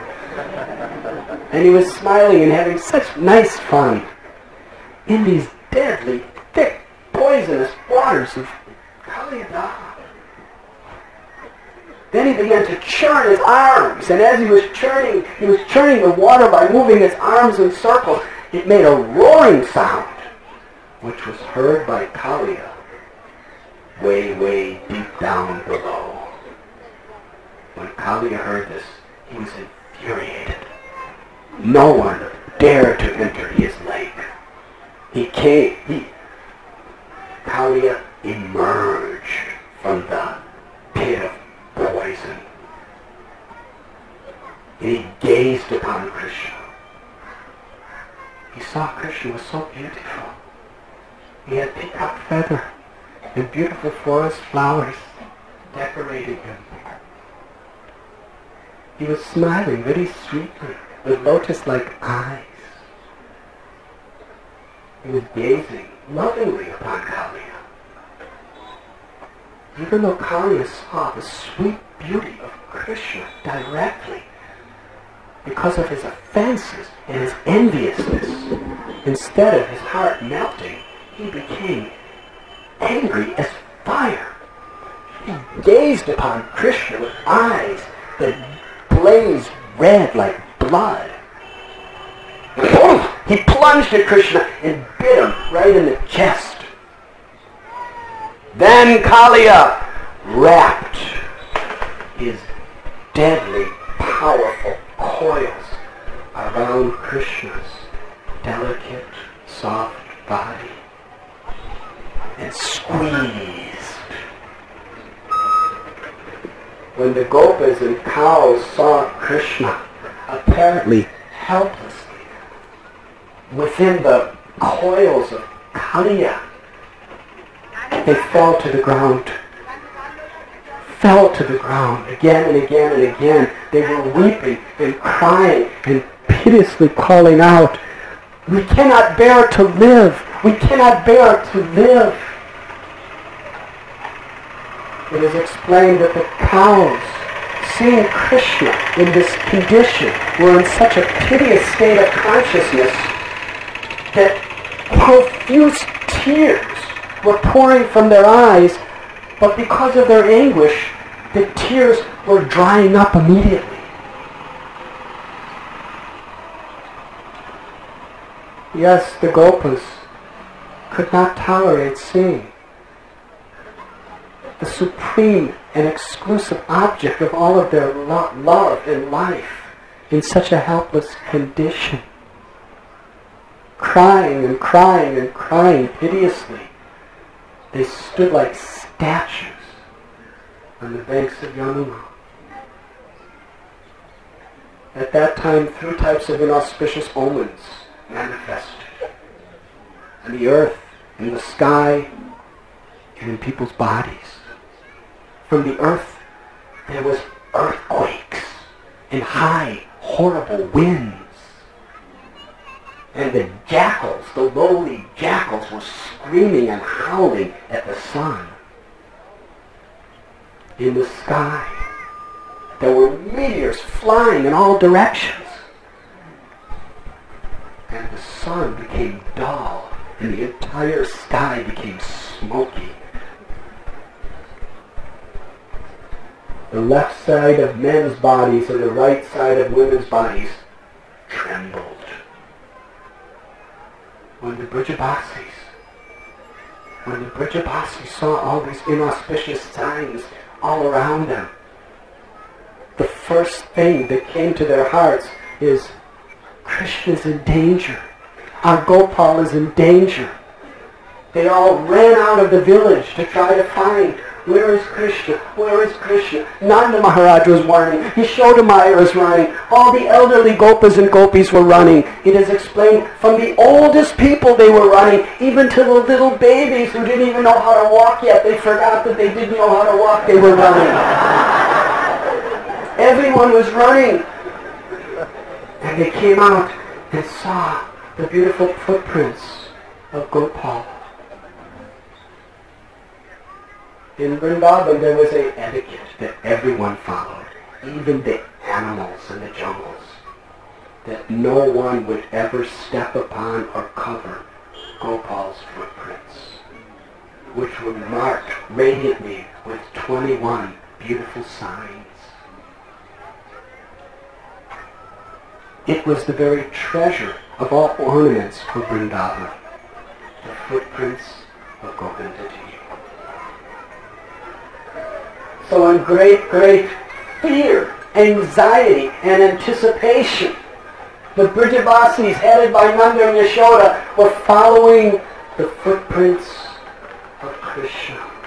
They followed and they followed and they followed. Meanwhile, they were seeing all these inauspicious omens everywhere. Their hearts were beating. They were practically on the verge of giving up their lives, rushing to the spot. And they came here, where we are sitting today. And the first thing they saw was all the Gopas laying on the ground, rolling in the ground, weeping and weeping and weeping piteously. What's happened? What is happening here? And they saw the cows just silently immersed in an ocean of depression and sadness. Then they looked up. And they saw the Lord of their life, their Prananath Gopal, in the hideous, all-powerful coils of the massive, venomous serpent Kaliya. Krishna was absolutely still. When the Brijabasis saw Krishna in this condition, their hearts were overwhelmed with anxiety. They were weeping and they were crying. It was unbearable. It is described that the young gopis from a distance were watching, and they saw Krishna helplessly in the coils of Kaliya. Sri Radharani and gopis, they were thinking in their hearts, remembering his sweet talks, his laughter, his smiles, and his love. And seeing Krishna in this condition, they consider that the entire 14 worlds, the entire universe, had become a dreary void. Yashodamaya, she was crying and falling unconscious and crying and falling unconscious and crying and falling unconscious. She was in a piteous state. Would she survive? Her gopi friends surrounded her and were loudly chanting Krishna's various beautiful pastimes just to keep Mother Yashoda alive. Together they stood like immovable statues with torrents of tears and piteous cries coming out of their bodies. And Nanda Maharaj and the cowherd man, seeing Krishna in this condition, was unbearable to them. They all decided to enter into the poisonous waters and either save Krishna or end their lives. But as they were about to do so, Balaramji stopped them. Balaram, he was seeing all the gopis, all the cows, they were on the verge of death. And he was laughing. Balaram was laughing because he knew the power of his brothers. Balaram was thinking in his mind, oh Krishna, he said, you never played with me like this when I'm in the form of Sheshanaga. But today you're playing with this ordinary, insignificant, mundane snake. He was crying really nice. And as he was seeing the Brijabasis, the cowherd men headed by Nanda, about to dive into the poisonous waters of Kaliya Ghat, Balaram stopped and he said, no, please, come back. There's nothing to fear. Garga Muni already told us that Krishna is very powerful. He will protect us. If you dive in, you will die. And then when Krishna returns, who will be there to care for him? Who will be there to protect him? There's nothing to fear. Can a wind blow down a massive Himalayan mountain? Can darkness cover the sun? Can a clump of insignificant reeds put out a blazing forest fire? Can an insignificant tiny water snake hurt my brother? There's nothing to fear. Actually, although the Brijabasis were submerged deeply in an unfathomable ocean of despair, it was the words of Balaram that gave them enough hope to keep them alive.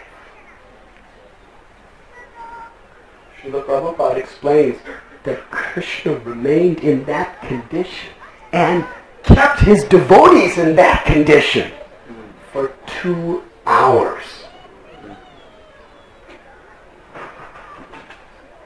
Lord Chaitanya prayed that a moment seems like 14 years or more in separation from Krishna.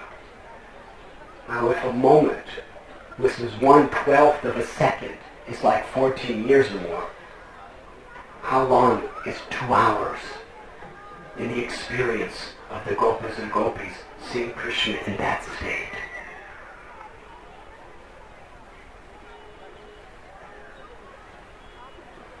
Why? Why does Krishna do this to his devotees? Submerging in such an ocean of deep, deep suffering and separation while Krishna's reformed. It is out of his love that Krishna puts them in such a state only to increase the spiritual ecstasy of their love.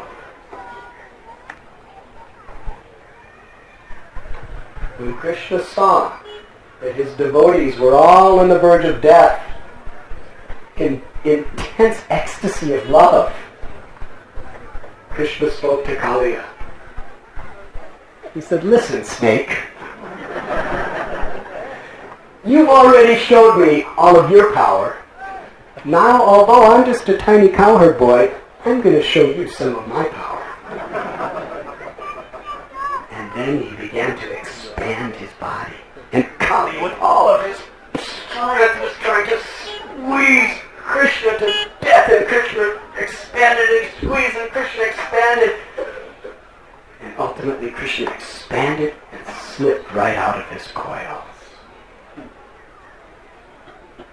than Kaliya, who had 1,000 hoods,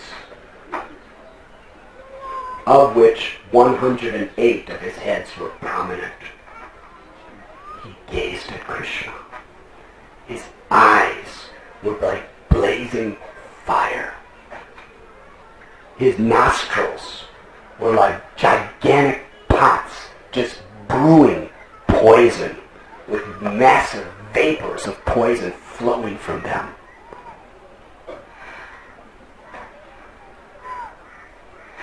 His teeth were like razor-sharp, gigantic daggers. And his bifurcated tongue was in and out, licking his lips. From time to time, flames of venomous fire were pouring out of his mouth as he gazed at Krishna with blood-red eyes. He was the very personification of fear and anger.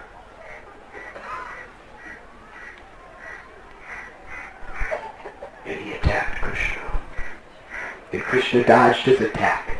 And all of Kaliya's heads were trying to bite Krishna and kill Krishna. But Krishna was going in circles. And all of his heads were chasing after Krishna. Krishna kept going in circle after circle after circle after circle. And Kaliya couldn't touch him. And ultimately, Kaliya was exhausted. He was becoming depleted of his strength. Then he was really more furious than ever. As flames were pouring from his mouth, he was gazing at Krishna.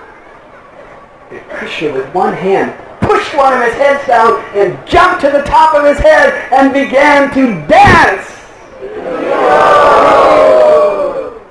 Krishna's dance. So beautiful. How he danced. The original guru of all fine arts. The supreme source of all culture and all beauty was dancing in such extraordinary ways.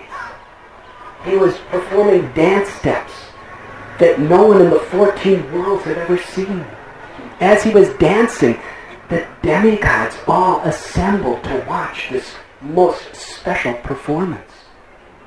The demigods were beating the kettle drums and other types of percussional instruments, and playing stringed instruments and other types of wind instruments.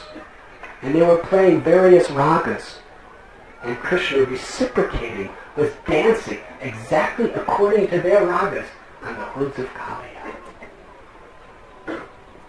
And Krishna gazed at the young gopis, because the gopis were there at the stage of their purva raga, where the conjugal feelings of Krishna were just awakening.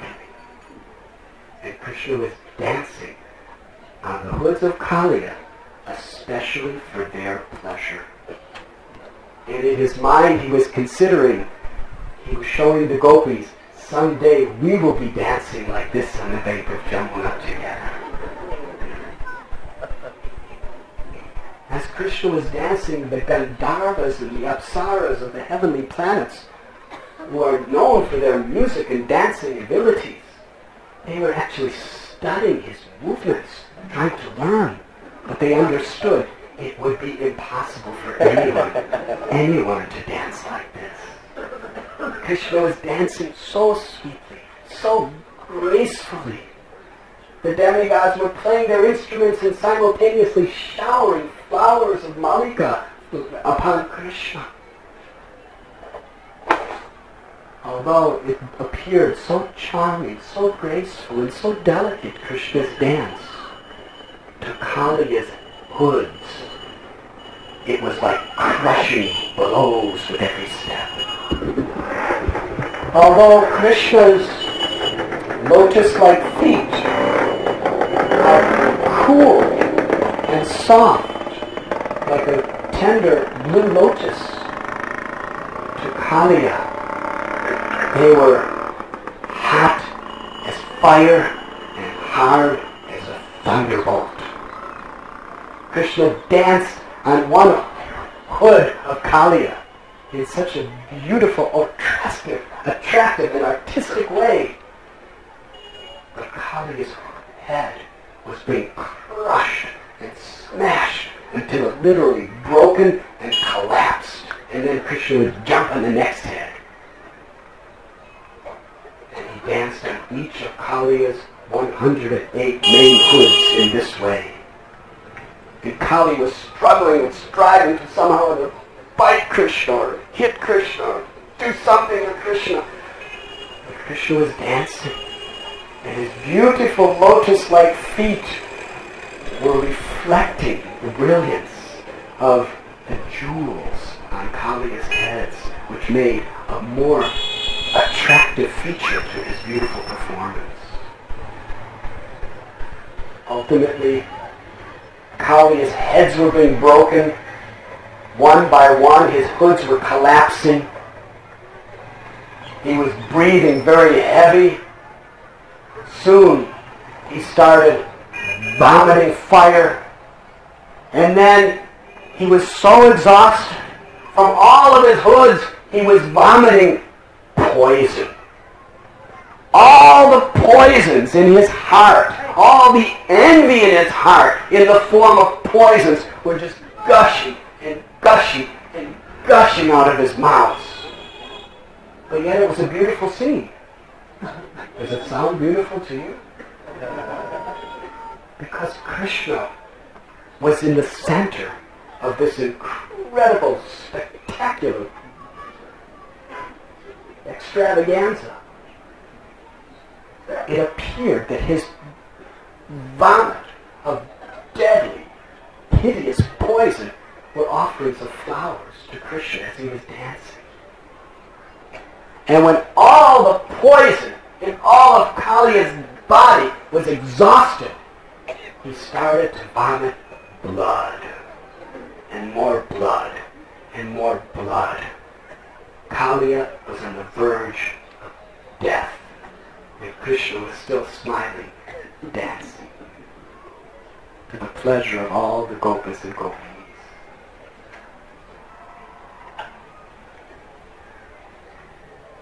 The Nagapatnis were the wives of Kaliya. They had for many years preached to their husband about being Krishna conscious. And they were great devotees themselves. But because of his offenses to so many living beings, his heart was so hard that the seed of bhakti that his wives planted in their heart, fell on dry, barren ground and could not grow.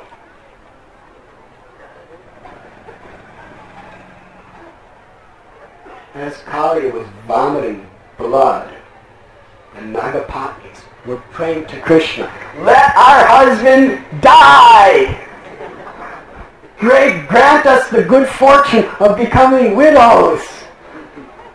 Our husband is attacking you, trying to kill you, envious of you, the Lord of our life." But then you know what happened?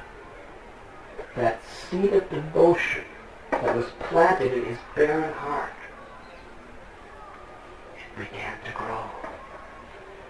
Because by Krishna dancing on Kaliya's head, the dust of his lotus feet negated all of his offenses. And then Kaliya remembered all the preaching of his wives. And he was transformed. With folded hands, he surrendered to Krishna. He became humble, repentant, begging for forgiveness. When the Nagapatnis saw this, they came forward. First they put their children in front of them, and with folded palms prayed to Lord Sri Krishna. But please, Krishna, give our husband Kaliya your mercy. We know that your punishment and your mercy is always the same. When you punish a wicked person like our husband, it is always for their ultimate welfare. You are equal to all. And whatever you do is always for the ultimate benefit of all living beings. What pious deeds did our husband do to have the dust of your lotus feet on top of his head? Even Lakshmi Devi, she longs and prays and performs tapasya to get the dust of your feet on your head. To attain the dust of your lotus feet on the head is a benediction higher than attainment of the heavenly planets, higher than attaining all the 8 mystic cities, and higher than liberation in Brahman. And by your kind mercy, you have given it to our husband. Now look, he's humble. He's begging forgiveness. Please show him your compassion and forgive him. It is only because of the prayers of the Nagapatnis that Krishna was willing to give pure devotional service to this most envious, cruel serpent, Kaliya. This is an eternal principle that must be very, very carefully understood. And we cannot approach Krishna directly. It is only through the prayers and the loving mercy of the great Vaishnavas that Krishna will hear us and accept us. We have all committed so many sins due to envy, lust, pride, anger, greed, and illusion. Who are we to approach God in our contaminated state? But when the great souls pray on our behalf, then Krishna will open his heart and receive us. Mad bhakta puja vyadika. Krishna proclaimed, my real devotee is those who are devotees of my devotee. We are completely dependent on the mercy of Guru and the Acharyas and the Vaishnavas in our relationship with Krishna.